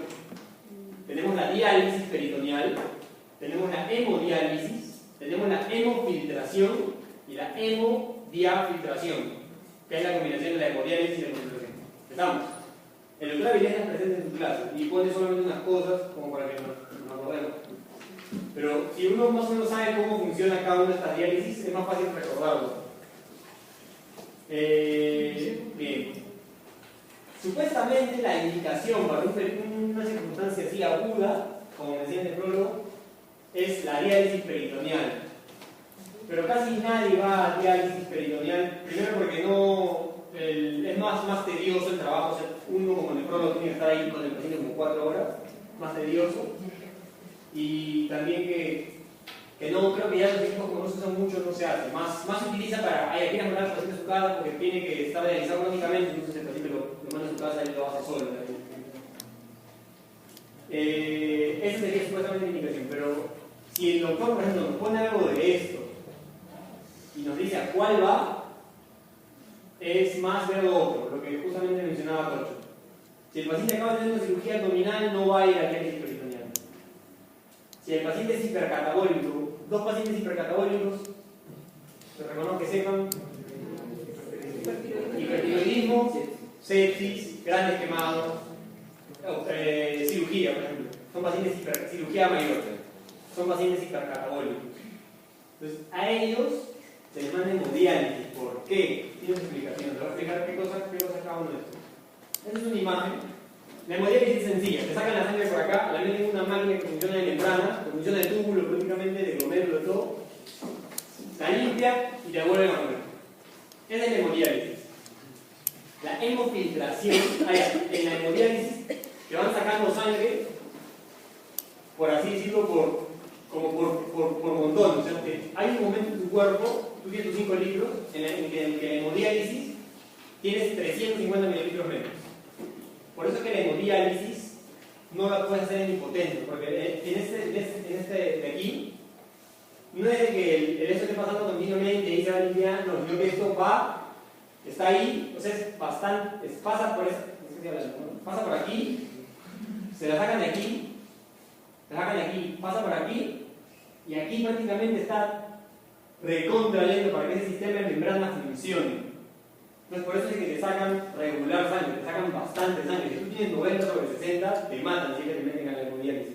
Hay gente que se muere por eso, porque te sacan sangre para que pase por acá y luego te vuelven a poner. Por eso prácticamente hacerte una hemodiálisis es como si estuvieras sangrando una buena cantidad. Por eso es indicado en pacientes, contraindicado en pacientes hemodinámicamente inestables. Entonces, ¿quiénes son los hipotensos? En cambio aquí, en la hemofiltración, es distinto. Acá no es que no es tanto de que te sacan, pasa por acá y meten, sino que te sacan, llega este tubo acá, ponen otra cosa, o sea, le ponen otro líquido y se va metiendo. Entonces es más como una mezcla. Tú no estás con tu sangre afuera tanto tiempo, sino que va saliendo un poco de sangre, se va mezclando y te van poniendo. O sea, se limpian los solutos más que por difusión, por ósmosis, más que por ósmosis, se limpian por dilución. Entonces, si yo tengo 100 mililitros y tengo 100 de urea, le meto un poco más de agua y hay menos urea, ¿cierto? Y por otro lado, y por el otro lado saco. Entonces, este no te causa tanta hipotensión, porque a la vez que te lo saca lento, va metiendo también. Va metiendo. Es más un diluyente, es más diluyente. En cambio, este es más por ojos. Y esta es la combinación de los dos, básicamente. Es la hemodiafiltración. La combinación de ambos. Entonces, con esa explicación más o menos ya uno puede pensar. En el paciente hipercatabólico, que tiene un montón de solutos, pero su sangre está densa, un montón de solutos, ¿a cuál lo mandaría? A este de aquí. Porque como es un sistema de osmosis, mientras más densa esté, más sencilla la osmosis. Porque la osmosis es, si acá tengo 4 y acá tengo 1, de estos de aquí que hay más, se va a pasar por acá. Entonces, si la sangre está densa, lo metas a este de aquí. Por eso es estado hipercatabólico, lo pones acá, al que es hemofiltración. Porque como hay muchos solutos, es más fácil que funcione. Entonces, en el hipercatabólico, y que no está hemodinámicamente estable, porque le va a sacar bastante sangre, es hemodiálisis, que es básicamente lo que vemos acá. Y es eso, ¿no? Es más para esos pacientes hipercatabólicos. En cambio, al hipotenso, al que está haciendo alguna complicación que determina que no puede estar sin sangre mucho tiempo, lo mandas a hemofiltración o hemodiafiltración. Al igual que el que tiene sobrecarga. Esa sería la indicación. Al que tiene sobrecarga, síndrome de sobrecarga de volumen, sería más conveniente hacer esto. ¿Cuál es el problema? Que esto acá, este acá cuesta 2.000 soles, digamos de manera privada, y eso, y este acá cuesta 5 veces. Entonces, le pregunté bastante justamente para no hablar de piedras al nefrólogo que estaba después, ¿no? Y me decía, no hacemos esto acá, porque cuesta muy caro, y segundo, que no ha demostrado que sea tampoco tan mejor. Entonces, un paciente anciano no lo vas a meter a esto, porque igual esto acá le va a funcionar bien. Esta podría ser indicación en el paciente, por ejemplo, con edema agudo del pulmón, con síntomas de sobrecarga, pero por lo que acá yo no sé cómo se utilizar tanto, pero digamos que es un niño, que es un episodio bastante agudo porque se intoxicó con algo, que está haciendo una insuficiencia renal recontra severa con esas complicaciones, y solamente tiene que hacerle una diálisis. Entonces a él, por ejemplo, se evalúa y sí valdría la pena, como decía, mandarlo aquí, a la parte de aquí, porque esa sería más su indicación. Eso sí, no puede meter a diálisis, a hemodiálisis, un paciente hemodinámicamente estable porque se muere, además que se muere el paciente, es problema. Es totalmente problema. Principalmente se tiene que morir bien el paciente. No lo puedes meter acá, hemodinámicamente estable. Entonces acá les pongo el hemodiálisis, precatabólico, ya saben que es el precatabólico, y sería hemodinámica, presión que le bajo, o sobrehidratación van a ir. Entonces hasta ahí, sí. ¿Y el paciente con SIDA qué periodo? ¿Paciente con SIDA? Sí, ¿Cómo así? ¿Para diálisis? Si es que se mandaría diálisis al paciente con SIDA. Que yo sepa, no ensucia nada, o sea, no contamina. No. Ahora, o sea, recuerdo que ahora en las máquinas de hemodiálisis, ya la sangre no entra dentro de la máquina. Anteriormente sí había un contacto de la sangre dentro con los tubos, los circuitos, pero ahora en hemodiálisis la sangre permanece afuera, solamente es un sistema de tubitos nada más, nunca entra nunca entra la... Claro, podría ser, ¿no?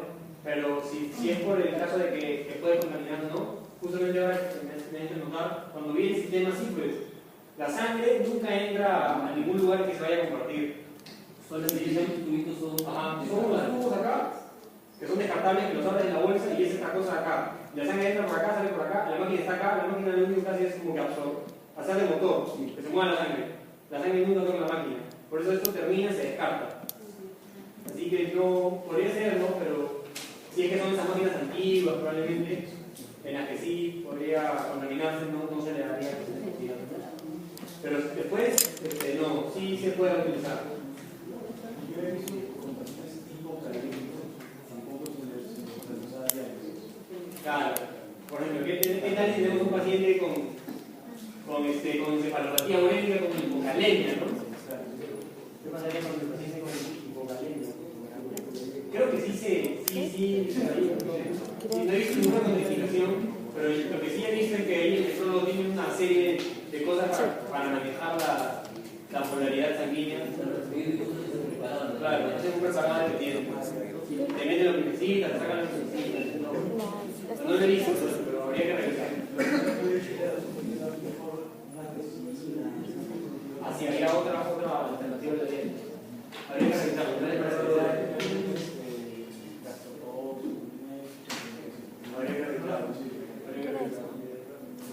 Pero bueno, lo importante de la insuficiencia renal aguda es lo que les he venido hablando. No sé si tendrán alguna duda. Y lo que les va a venir en el examen, muy probablemente de esto de la diálisis, lo que nos va a venir, esto de la diálisis, o determinar si es que el paciente está a veces en riesgo en el grupo del rifle, probablemente esas categorías que siempre preguntan. O si es que la causa es renal, intrínseca, probablemente. Es básicamente la clínica, pero no podría ponerme la presentación de cada uno, pero orientando cómo se presentaría, cuál es el antecedente y esas cosas. Entonces, entonces, si tienen ahí una pregunta, vamos con la siguiente clase.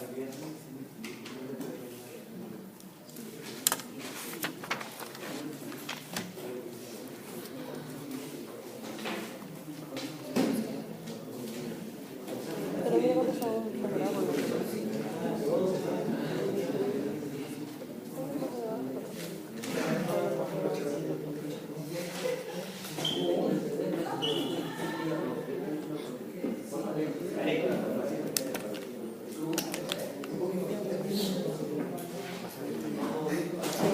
Es que si no estudio, yo de todas maneras tengo que venir porque si no voy a dormir toda la semana.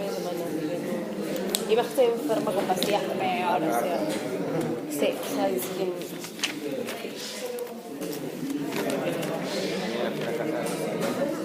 ¿De Rosita?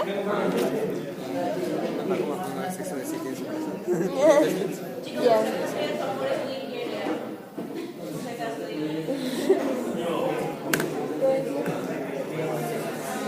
¿La película o la serie?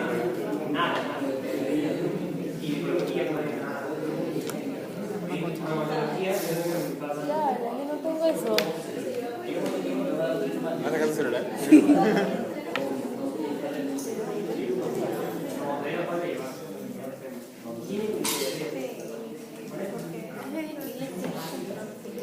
Leslie, ¿vas a comprar alfajores? ¿Qué? ¿Vas a comprar alfajores? Voy a comprarte. No, que es el libro de dinero. Hay una máquina. El contacto de la notificación de un diálogo a la vena acaba. Yo me acuerdo que ya no tengo nada. Una vez creo que había un caso de un paciente que tenía IRC y estaba en hemodiálisis y el padre tenía que tener los pero ¿Quieres alfajores?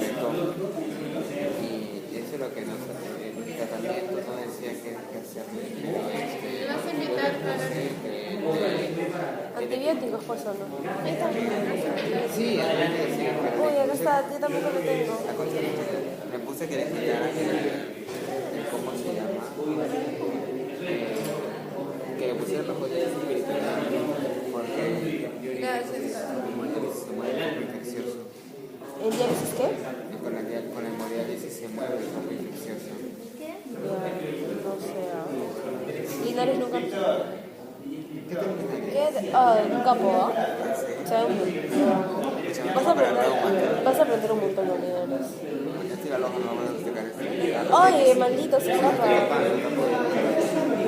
Voy a mandarle una vuelta. Oye, si corre te juro que lloro. No, pero... le metí una ultra, ¿por qué? Ya está. Sí. Puta, me siento tan ñoña. No importa. ¿Es el primero? Sí, no lo tenía. Estoy orgullosa de mí. No, los cuatro. ¿De cuánto era el tuyo? No sé, ni me doy cuenta. Nunca me doy cuenta de cuánto es.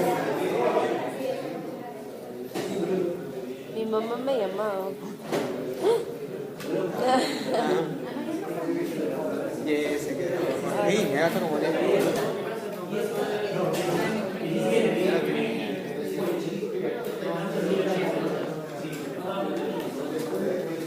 No es maravilla, pero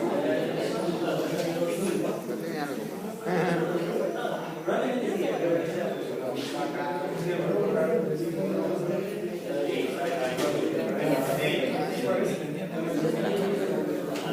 Ah, sí, a mí también.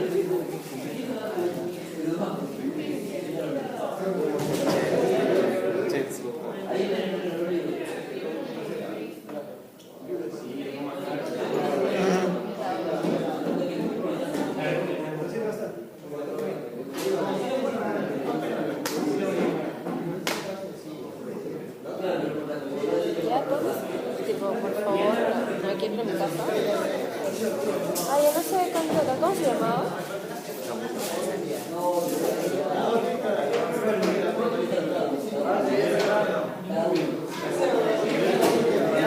Es un electo.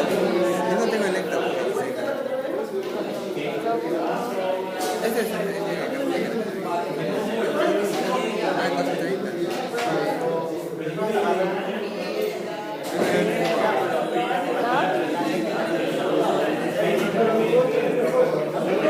El mío, este chico.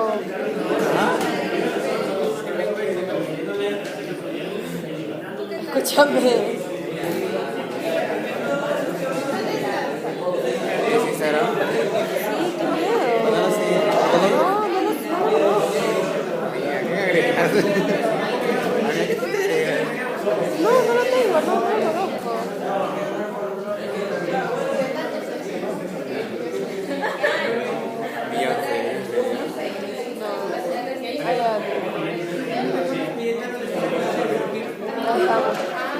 Antes me parecía fea y ahora me parece bien.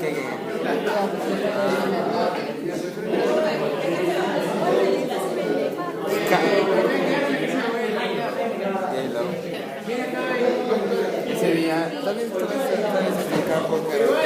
Obvio. La pasada vez se cansó y ahí lo cantando. No he visto esa. Ahí está cantando y estaba casado.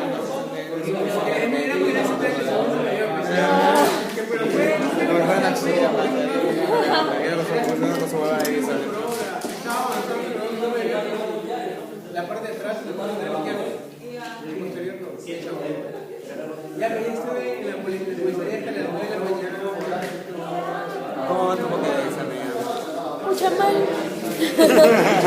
Es que en verdad no juego. Yo tengo 108. No, yo tengo poquísimo, ¿sabes? O sea, es que juego cuando me acuerdo, ¿me entiendes? Sí, tengo... No, el Pokédex. ¿Dónde veo Pokédex? Ahí ves, mira, arriba los que tienes y los que dices. Este Japón 61. Este Japón mira. ¿Este? Sí, se sale como No te digo que soy malaza.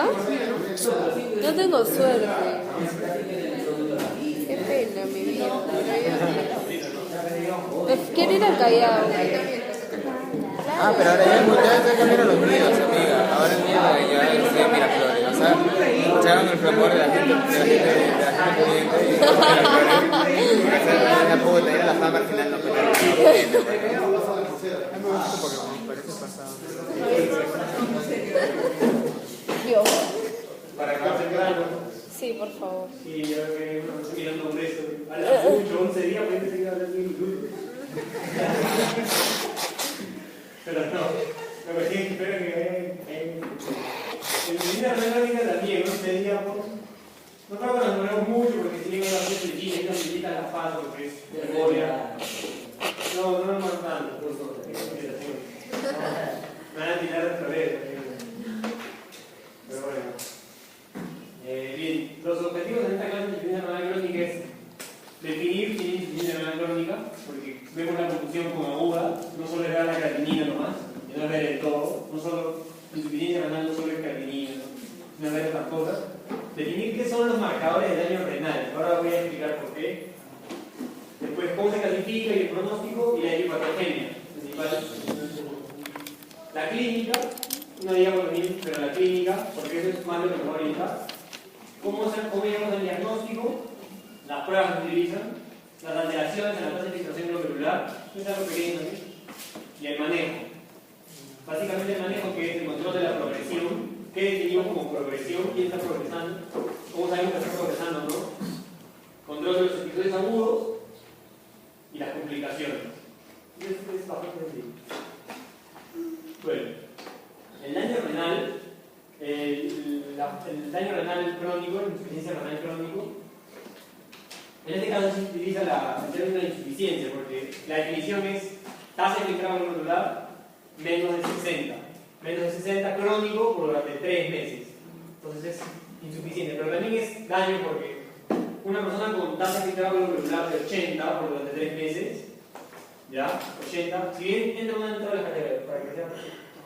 Una persona con tasa de filtrado glomerular de 100, digamos, de 100, por más de 3 meses, no tiene insuficiencia renal crónica, ¿no? Pero no, sí puede tenerla, porque es menos de su función. Su función es tasa de filtrado glomerular por 3 meses o daño renal. Daño renal. ¿Qué es daño renal? Hay unos marcadores de daño renal que les voy a presentar ahí. Esto es daño renal. La albuminuria, que es lo que habla la clase todo el rato, o sea, un paciente con albuminuria más de 3 meses, daño renal crónico es insuficiencia renal crónica. El sedimento alterado, el ureanálisis, el sedimento alterado, o sea, sedimentos granulosos, los de más de 3 meses, sedimentos granulosos, una infección que puede estimular constante.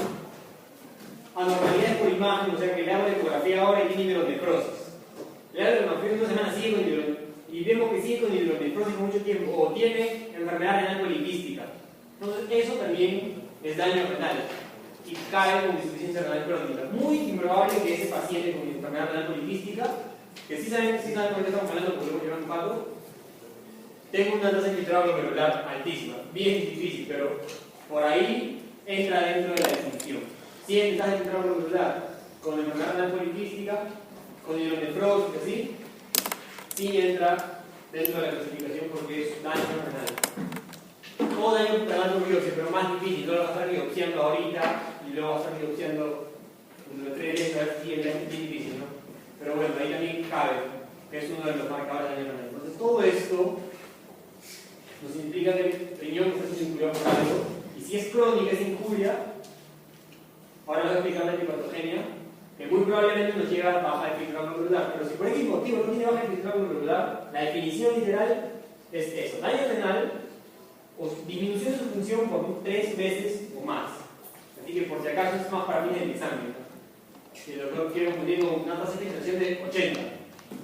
Después en la clínica enfermedad renal crónica, uno dice no tiene menos de 60, pero se le detectan albuminurias de tal albuminuria por durante el seguimiento durante 3 meses. Ah, no, sí es una insuficiencia renal crónica. La función es esto aquí, ¿no? Tasa de filtración glomerular, ya hablamos de la clase pasada.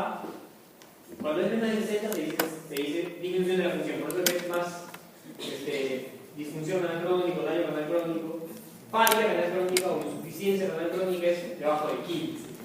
ahí dice que el riñón ha fallado, tiene que irse a trasplante. Insuficiente, abajo de 30, el riñón está a punto de fallar. Entonces, así es la progresión. Entonces, el daño, la insuficiencia, la falla. Y no funciona. Solamente cuestión de definición. Luego la clasificación, este cuadro. La flecha, porque si de las 115 digamos algo se tiene que aprender, y tiene que dedicarse, aprendérsela, es eso. O sea, se van a encontrar reformas por aprender eso. Aprende acá los numeritos, todo lo que dice ahí, a 1, a 2, porque esta clasificación nos va a servir para el pronóstico. O sea, con esto más o menos vamos a saber qué es lo que vamos a hacer con cada paciente y lo que lo vamos a pensar en un cuadro después. Y cuál es la conducta que debería tener, básicamente de hacer trasplante o no, porque en la enfermedad renal crónica, ¿qué es lo que vamos a hacer con el paciente? Evitar que de lo que está aquí se vaya acá. Porque ¿qué es lo que pasa acá? Tengo que cambiarle el riñón o ponerlo en hemodiálisis, que es terapia, no va a ser que el doctor común le ponga terapia de reemplazo renal. No diga, no, eso es tengo que quitarle el riñón, no, terapia de reemplazo renal pues es la diálisis también. ¿Ya? Bueno, esa es la definición. Entonces, eso es lo que hacemos con el renal crónico. Solo tratamos las complicaciones, no podemos curarlo, no podemos hacer tanto que regresiones. Entra el renal crónico y ya comienza a avanzar, solo tenemos que evitar que siga. Y controlar las complicaciones. Entonces, esto de aquí, según esta clasificación, por eso tenemos que tenerla rápido, es que vamos a ver si el paciente está progresando, si está avanzando lento, que es lo que queremos, o si ya está en fallo y tenemos que hacer terapia renal. Entonces es importante recordar acá. No estamos muy difíciles recordarlo. Viene del examen y demás. Así que recordar bien eso no hay nada, un poco que no se entienda, está bien claro. Así que bueno, entonces, después respecto a la clasificación, acá esto es un poco lo que le dimos en la clase. También hay que recordarlo. ¿Qué significa esto acá? Es la expresión, o sea, expresión, ratio, expresión de albúmina, ratio, expresión de proteínas. El ratio entre la creatinina y la albúmina. Todo esto en orina. Entonces, ya sabemos qué cosa es, cuánta albúmina voto, cuánta proteína voto, cuánta creatinina en relación a la albúmina voto, cuánta creatinina en relación a la proteína voto. Al revés, cuánta proteína en relación a la creatinina voto. Y esto te hay que aprenderlo. Si se dan cuenta, esto acá, el ratio de creatinina con el solamente expresión de albúmina es el mismo. Y se clasifica normal, o levemente, moderadamente, severamente. Recordar lo que es la 1, A2, A3 que presentaba hace rato. Pero no vaya a ser que se confunden y el doctor pone proteínas. No es lo mismo eliminación de proteínas que eliminación de albúmina. La albúmina puede ser una proteína, pero no son todas las proteínas. Por eso no se vaya a confundir. Uno se acuerda, ya, el valor es 30, y dice una proteinúria de 35. Ah, ya, tiene daño, no. Porque para la proteína tiene que ser más de 150. Entonces, solamente para eso ponía esto, no voy a dar ningún confundirse. Y esto es la tira, pues. Es más o menos cómo se relacionaría esto que es cuantitativo, que es alumioanálisis, que a las tiras, que es una tira que diría negativo a las trazas, una cruz o más de una cruz, más o menos su relación con la cantidad de proteínas que hay en orina. Entonces, así se clasifica el paciente renal crónico. Tenemos que memorizarlo, recordarlo.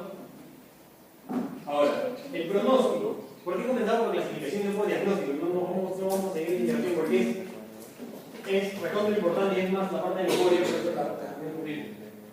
También porque así está en la clase. Yo cuando comienzo la clase comienzo a avanzar desde la primera vez.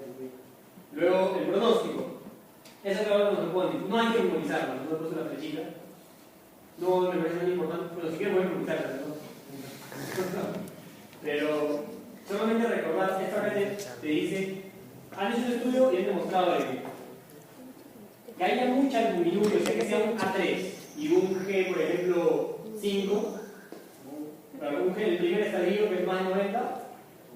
¿Ya? En ese caso, más probablemente que haya albuminuria se va a relacionar con progresión de la enfermedad renal crónica, más que con falla renal. Entonces, solamente se asocia. La albuminuria se podría asociar con mayor mortalidad cardiovascular. O sea, estos son resultados de un estudio, nada más. Mientras que la tasa de filtración glomerular se podría relacionar más con que llegues a falla renal o toxicidad a las drogas, mientras que la albuminuria no se relaciona tanto. Entonces, eso es lo que te dice este cuadro. ¿Qué es lo que podría pasar de tu paciente en relación a qué tan aumentada está su albuminuria o proteinuria con su tasa de filtración glomerular? Un paciente con tasa de filtración celular de 40, es más probable que tenga un efecto adverso a drogas que un paciente con enfermedad renal crónica, pero tasa de infiltración glomerular de 80, pero con albuminuria pues, de 500. Es más probable. Eso es lo que te quiere decir un poco este cuadro. Y sí, revisarlo, ver a qué se asocia, para saber qué es lo que puede pasar, ¿no? Todo ese pronóstico, porque como les digo, también esa definición de enfermedad renal crónica es una cuestión, lo mismo que explicaba la U, que estuvo medio confuso, que es una cuestión que se ha hecho para clasificar a los pacientes, para ver cómo van a ir respondiendo en una corte que hizo un estudio. Se hizo para clasificarlos. Este aquí se muere, este aquí no se muere. En realidad no es algo patológico, no es algo fisiológico, es una clasificación meramente como si fuera epidemiológica, ¿no? Cuál se muere, cuál no, cómo progresa, cómo no. Por eso es importante esto. Y la etiopatogenia. Ponen bastantes diapositivas de etiopatogenia, pero la cuestión es sencilla. ¿Cómo llega uno a tener enfermedad renal crónica? O sea, no es de la noche a la mañana enfermedad renal crónica. Lo que pasa es, generalmente, estos tres cuestiones pasan, no me quiero recordar. Si filtra más proteínas por el glomérulo, se reabsorben más proteínas en el túbulo. Eso activa este factor de aquí del NFKB, no hay que recordarlo tampoco, solamente considerable, que hace proliferación de fibroblastos. Entonces, en conclusión, si hay más proteínas en el túbulo renal, en el necroma, hay más proteínas ahí, más disfunción renal. ¿Por qué? Porque proliferan los fibroblastos, disfunción renal, más disfunción renal. La nefroesclerosis nos lleva a una adaptación, o sea, se esclerosa por acá, el otro crece. Al crecer hace proliferación mesangial y como eso es mesangio, o sea que es más intersticio, glomeruloesclerosis focal. Entonces, si se esclerosa acá, este acá crece y luego se esclerosa. Entonces, más esclerosis, más disfunción renal. Si se lesiona el endotelio, y tenemos 1000 causas en la mente de lesión del endotelio, más citocinas, más infiltración de monocitos, más proliferación mesangial, esclerosis. Más daño endotelial, más disfunción renal. Entonces, ¿por qué pongo esto? Cualquier cosa que cause más proteínas en el túbulo, pueden tener 1000 causas que les ha dicho Isaac hace un rato, más disfunción renal, causa falla renal. O sea, un síndrome nefrótico te puede llevar a falla renal. O sea, para que sepamos cuáles son las causas, ¿cómo así parece la falla renal? Más esclerosis, también tenemos varias causas, por ejemplo, la arteriosclerosis hipertensiva, como dicen patología, más esclerosis, más falla renal. Más daño endotelial, más causas. O sea, solamente para irnos a qué cosas podría causar más proteínas en el túbulo, podríamos decir un montón. ¿Qué cosas podría causar más esclerosis en el glomérulo, en la nefrona? También podríamos decir un montón. ¿Qué cosas podría causar más daño endotelial? Podríamos decir un montón. El doctor difícilmente no le va a decir, porque prácticamente todo, el envejecimiento de causa falla renal. Todo causa falla renal, porque todo hace esto, todo hace todo el daño endotelio, todo causa esclerosis. Solamente para tener en cuenta qué cosa es lo que puede llevar. No les voy a preguntar cuáles son las causas, porque hasta una miocardiopatía podría causar falla renal. A la larga, todo podría llegar a causar falla renal. Solo para recordar más o menos cómo funciona la etiopatogenia. Así que todo eso que estamos hablando, de insuficiencia renal aguda, la situs, las obstrucciones, la insuficiencia renal aguda, la glomerulopatía, la vasculitis, todo, como va causando esto, al final lleva insuficiencia renal, la hipertensión, todo eso causa eso. Bien, la clínica. La clínica, la doctora lo divide así, bien interesante, por alteración por sistemas. La clínica del insuficiente renal crónico va a ser el del síndrome urémico. ¿Cuáles son los síntomas y signos del síndrome urémico? La fatiga, el prurito, los calambres, la anorexia. Luego tenemos la pericarditis, la encefalopatía y el edema. No tenemos que podemos hablar de esto porque estoy seguro que todos sabemos cómo se presenta cada uno. Entonces, podríamos reconocer en el examen y al frente un paciente con un síndrome urémico, tranquilamente. Si bien nos orientaría más en insuficiencia renal aguda, podría ser, o sea, que tenga un síndrome urémico no dice que solamente sea aguda, puede ser una crónica. Menos improbable, pero también puede ser. Tenemos que ver el contexto del paciente. Si el paciente es diabético, hipertenso, y te dicen que no está teniendo un glomerular de 60, digamos, y tiene anemia, y tiene los riñones chiquitos, ya, pues más que orienta a enfermedad renal crónica. Y tiene síndrome urémico. Después la alteración térmica. La palidez terrosa, típicas, pues, probablemente tengan la oportunidad de verlo en sus hospitales. La melanosis, te salen lunares, manchas. La atrofia ungueal, que es lo que decía de las uñas en la mitad. Más heridas. Y el prurito. Ahora, ¿por qué me ponía aquí prurito? Solamente lo voy pensando para no siempre estar recordando de que no es sumar. O sea, si yo en el caso veo prurito, en la diapositiva estaba prurito en la carga electrónica, entonces esto es una enfermedad electrónica. Entonces hay cuestión de ver el todo, porque a veces uno comete el error, se acuerda de algo y dice, no, eso estaba algo mal en la diapositiva. Pero es lo demás y luego lo dice, no, esto, y ya, ¿qué vas a decir? Entonces, para evitar esos problemas, no consideren nada como absoluto, todo vean el contexto. Vean el contexto. La alteración endocrina, resistencia a la insulina. ¿Por qué resistencia a la insulina? Porque la insulina es una proteína que también se filtra por el riñón. Al no filtrarse se sobreacumula y genera resistencia. Entonces, el paciente renal crónico se vuelve resistente a la insulina. ¿Entienden por qué? Signos o síntomas de resistencia a la insulina, a mí no me los algunos. Difícil, pero podría ser, ¿no? Paciente con tocantosis nigricans, ¿no? Su melanosis y alguna otra cosa, entonces ya me orienta a enfermedad renal crónica. La hipovitaminosis D, evidentemente, porque sabemos que la segunda o tercera forma de la vitamina D es por el riñón. El hiperparatiroidismo secundario, no sé si recordarán las clases de endocrinología del semestre pasado. Claro, la hipovitaminosis y la hiperfosfatemia determinan un aumento de la hormona.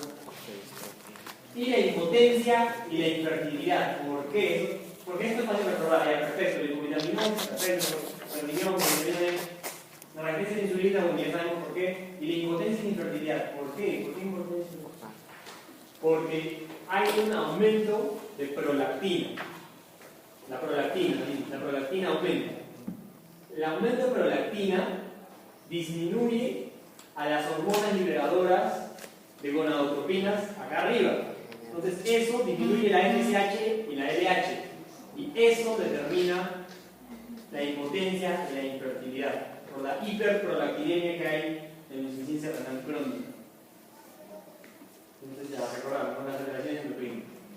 Con las alteraciones semánticas, la disfunción plaquetaria, no es disfunción, ¿por qué? Porque hay menos plaquetas, no, más que por haber plaquetopenia, es por su disfunción propiamente, no tiene la capacidad de las plaquetas de unirse y funcionar normalmente porque la uremia y tener todos esos metabolitos adentro crea un ambiente que no permite las funciones fisiológicas normales. Luego la anemia. La anemia, bueno, se explica por varias causas, ¿no? Por la disminución de la eritropoyetina, por una disminución de la vía media del eritrocito, porque está en un ambiente ácido, porque las plaquetas no funcionan, hay más heridas, entonces la anemia se explica por varias cosas, pero probablemente no nos olvidamos preguntar si lo pasado. Y la inmunosupresión. Todas las células, las plaquetas, los eritrocitos y los leucocitos, por el estado de acidez y probablemente hiperpolar, etc., o el estado alterado, hacen disminución. Después la alteración cardiovascular, que son básicamente la primera alteración, complicación de la enfermedad crónica es que si no tienes hipertensión, muy probablemente tienes hipertensión. Después vas a tener insuficiencia cardíaca por sobrecarga, evidentemente, pericarditis por dolemia, los edemas por sobrecarga, la alteración gastrointestinal. Todas estas células de la mucosa gastrointestinal, por lo mismo que le pasa a estos de aquí, genera inflamación. Entonces hay desde estomatitis hasta enteritis, pancreatitis, todo se inflama, inflamación general. Que podría presentarse de determinada forma, solamente tenerlo en cuenta. La alteración pulmonar, la pleuritis, edema agudo del pulmón por sobrecarga, la defunción también por sobrecarga, hasta ahí todos más o menos entendidos. La asterixis, la asterixis, no sé si alguna vez habrán hecho buscar asterixis en sus pacientes. Intenten hacerlo, si no lo hacen así, aprovechemos que estamos en el hospital y traten de hacer todos los pacientes esas cosas para no olvidarnos. Que le agarras la mano, lo haces que se ponga así, lo jalas y el paciente en vez de quedarse así, hace así. Una alteración, claro, una alteración nerviosa, la asterixis. La encefalopatía, que todos conocemos, se pone irritable de repente, está confuso, etc. La neuropatía, las parestesias, esas cosas, neuropatía. calambres, las parecias, debilidad, o sea, no hay tanta fuerza, y las piernas inquietas. ¿Qué es el síndrome de piernas inquietas? Se asocia a varios fármacos como algunos agonistas de la dopamina, etc. y a enfermedad renal crónica. Eso es el paciente que está en el hospital, en la noche comienza a sentir un dolor o un fastidio en las piernas que le da un ímpetu por pararse y ponerse a caminar. Entonces aquí es la enfermedad del caminante nocturno, una cuestión así. Porque el paciente se va a dormir, le fastidian un montón las piernas y tiene que caminar y no sabe por qué le fastidian, siente ansiedad y tiene que pararse a caminar. Podría ser una manifestación de enfermedad renal crónica. Eso es más como que para orientar, porque puede ser que conozcan a alguien que ve hipertensión y que está haciendo esta cuestión, puede ser una enfermedad, puede ser una enfermedad. Entonces todo es la clínica, mejor personal. Y esto básicamente es lo que nos va a orientar en un primer momento si la cuestión es crónica o la cuestión es aguda. El insuficiente renal agudo, a menos que tenga hiperparatiroidismo primario por su adenoma desde antes, difícilmente que haga una clínica de hiperparatiroidismo. O sea, lesiones óseas, cosas así. Difícilmente. Tendría que tener, pero ya no sería más agudo. Tendría que poner comorbilidad. Generalmente no es comorbilidad el asunto, la cuestión es conocer cómo se presenta cada una de estas cosas. Y ahí lo que es otra cosa. Así que esto acá tenerlo bien en cuenta. Recuerden no ver, yo vi que acá decía disminución de las heridas. Hay heridas, tiene muchas heridas, puede ser que tenga muchas heridas por otra cosa, pero el paciente tiene su encefalopatía urémica, ha estado sangrando hace 3 días, eso es una insuficiencia renal aguda. Así que ver bien, fijarse bien en qué es lo que está pasando con el paciente. El diagnóstico, como presenté en la definición, se hace por eso, o por función renal o por daño renal. La función renal, ya lo hablamos un rato, lo único que comenta la autora en su clase es lo del cádido, que es la última guía, y que presenta eso de la cistatina C. ¿Por qué la cistatina C? Porque no tiene las variaciones que sí tiene la creatinina. Como bien sabemos, la creatinina es un producto, es un desecho metabólico de algunos procesos que hay en el cuerpo.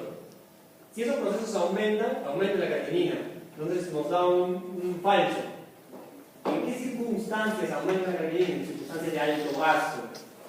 Los altos gastos, los hipermetabólicos, lo que hacen fisiculturismo o otra cuestión hipermetabólica, alto gasto aumenta la creatinina, no para alguien que está proteico, porque es producto de justamente una parte del metabolismo acá. Las miopatías, la destrucción celular, la destrucción muscular de la miopatía también aumenta la creatinina. Estos fármacos acá aumentan la creatinina y los que se están dializando. Entonces, por eso es preferible utilizar la cistatina C. O sea, en vez de medir la tasa de infiltración glomerular con la creatinina, utilizamos una fórmula que nos incluya la cistatina C. ¿Qué fórmula es esa? Nos la presenta la autora en su clase del CKDF. Esa fórmula de la casa que bien difícil nos la aprendamos, pero que ya sé cómo nosotros. Eso ahí, hay fórmula para la cistatina C, que es preferible. Entonces, así tú ves, ya. Tienes un baja tasa de filtración glomerular, puede ser por la creatinina, puede ser la determinada por creatinina o por cistatina. Y me cumplen los criterios, tiene en la clínica insuficiencia renal crónica. Perfecto. Otras circunstancias por daño renal, las que ya presenté hace un rato, como el análisis de orina, si tiene la proteinuria, es un marcador de daño renal. No necesariamente tiene que tener esto abajo, puede tener esto, marcador de daño renal insuficiente. Sedimento urinario elevado, cilindros, hematíes, proteínas, cristales, insuficiente. O en ecografía, esto aquí, hidronefrosis o policistosis, también. Todos estos de daño renal, por durante 3 meses o más, también son diagnósticos de insuficiencia renal crónica. Entonces, hasta aquí, sí estamos andando. No vamos a caer en. Bueno, vamos a saber cómo actuar frente al paciente, sobre todo en el examen, que el doctor nos va a poner para confundir entre una aguda y entre una crónica. Y los otros vamos a probablemente caer por ahí, pero se tiene que complicar, ¿no? Ver la clínica. Si el paciente tiene osteodistrofia renal, ya es crónico, pero será muy probable que sea crónico. Si el paciente acaba de meterse 20 pastillas de paracetamol, muy probable que sea agudo. Entonces, así hay que verlo. No hay que tanto por esta cuestión de los números, solo tenerlo en cuenta. Pero respecto al manejo, ya, perfecto. Llega el paciente, lo diagnosticamos en insuficiencia renal crónica, ¿no? Lo diagnosticamos en insuficiencia renal crónica. Tiene esa clínica y yo le pido una ecografía y veo que tiene hidronephrosis, que tiene antecedentes de limpieza renal, lo diagnostico, ¿no? Entonces, ¿qué es lo que sigue? Sigue la parte del manejo. ¿Qué es lo que hace para el manejo? Se controla la progresión. Un momento que la enfermedad renal crónica progrese, manejando esto de aquí. ¿Cómo digo que la enfermedad renal crónica está progresando? Como tengo este cuadro en la mente, yo le hice el diagnóstico a mi paciente ahorita y le digo, tienes que venir a reevaluarte en tal fecha. Y ahora, de aquí, se pasó acá, progresor. Entonces, ¿cómo veo la progresión? Viendo la tasa de infiltración glomerular y viendo la albuminuria. Si alguno de estos aumenta, el paciente está progresando. Entonces, eso es lo que se le llama la progresión de la enfermedad renal crónica. Tiene factores de riesgo. ¿Qué pacientes tienen un peor pronóstico de factores de riesgo? Ahí están bien especificados en la clase, pero son algunos podemos incluir. El control de la presión arterial. ¿Cómo se para disminuir? Para evitar la progresión tienes que controlar la presión arterial. La indicación es esta, que ponen en la clase. Si tiene menos de 30 miligramos de albuminuria, la presión arterial, el objetivo debe ser menos de 140 milímetros. Si tiene más de 30, no necesito 30, pero es difícil también que el doctor se ponga una cosa así que justo la respuesta tenga que ver con eso. Pero para saber cómo es el manejo, tiene indicación son los IECA. Generalmente el IECA está contraindicado en la enfermedad renal crónica, pero en esa circunstancia sí tienen que tomar IECA. Porque como sabemos que los IECA van a disminuir el flujo por una vasodilatación diferente. Disminuir el flujo por la hipotensión que representa un rato más enfermedad renal crónica. Pero en este caso se ha demostrado que sí tiene beneficios. A pesar de disminuir el flujo es mejor porque disminuye la presión intraglomerular, disminuye la albuminuria, por lo tanto la progresión. Entonces sí es conveniente el IECA. Después la restricción proteica. La indicación es evitar la dieta hiperproteica. Eso de que estamos hablando, evitar una dieta más de 1.3 gramos por kilogramo al día. Eso sí es la indicación, de evitar 100% la dieta hiperproteica. Pero si ya tiene esta falla, menos de 30 de declaración de creatinina, ya tenemos que en vez de 1.3 sería 0.8. Entonces así se maneja. La restricción de sal, la glicemia es importante, como les digo, el paciente insuficiente renal tiene mucha probabilidad de ser hipoglicemia, mucha probabilidad de ser hipoglicemia, por lo de que todos los fármacos que metas hipoglicemiantes no se van a limpiar, porque el riñón también produce glucosa. Entonces, la hemoglobina glicosilada, que generalmente debería ser menos de 7, no menos de 6, en este caso, el insuficiente renal crónico, si está aproximadamente en 7, está bien. Por el alto riesgo de glicemia. El estilo de vida de que eso es en todo, disminuir el peso, un IMC de 20, 25 y dejar de fumar.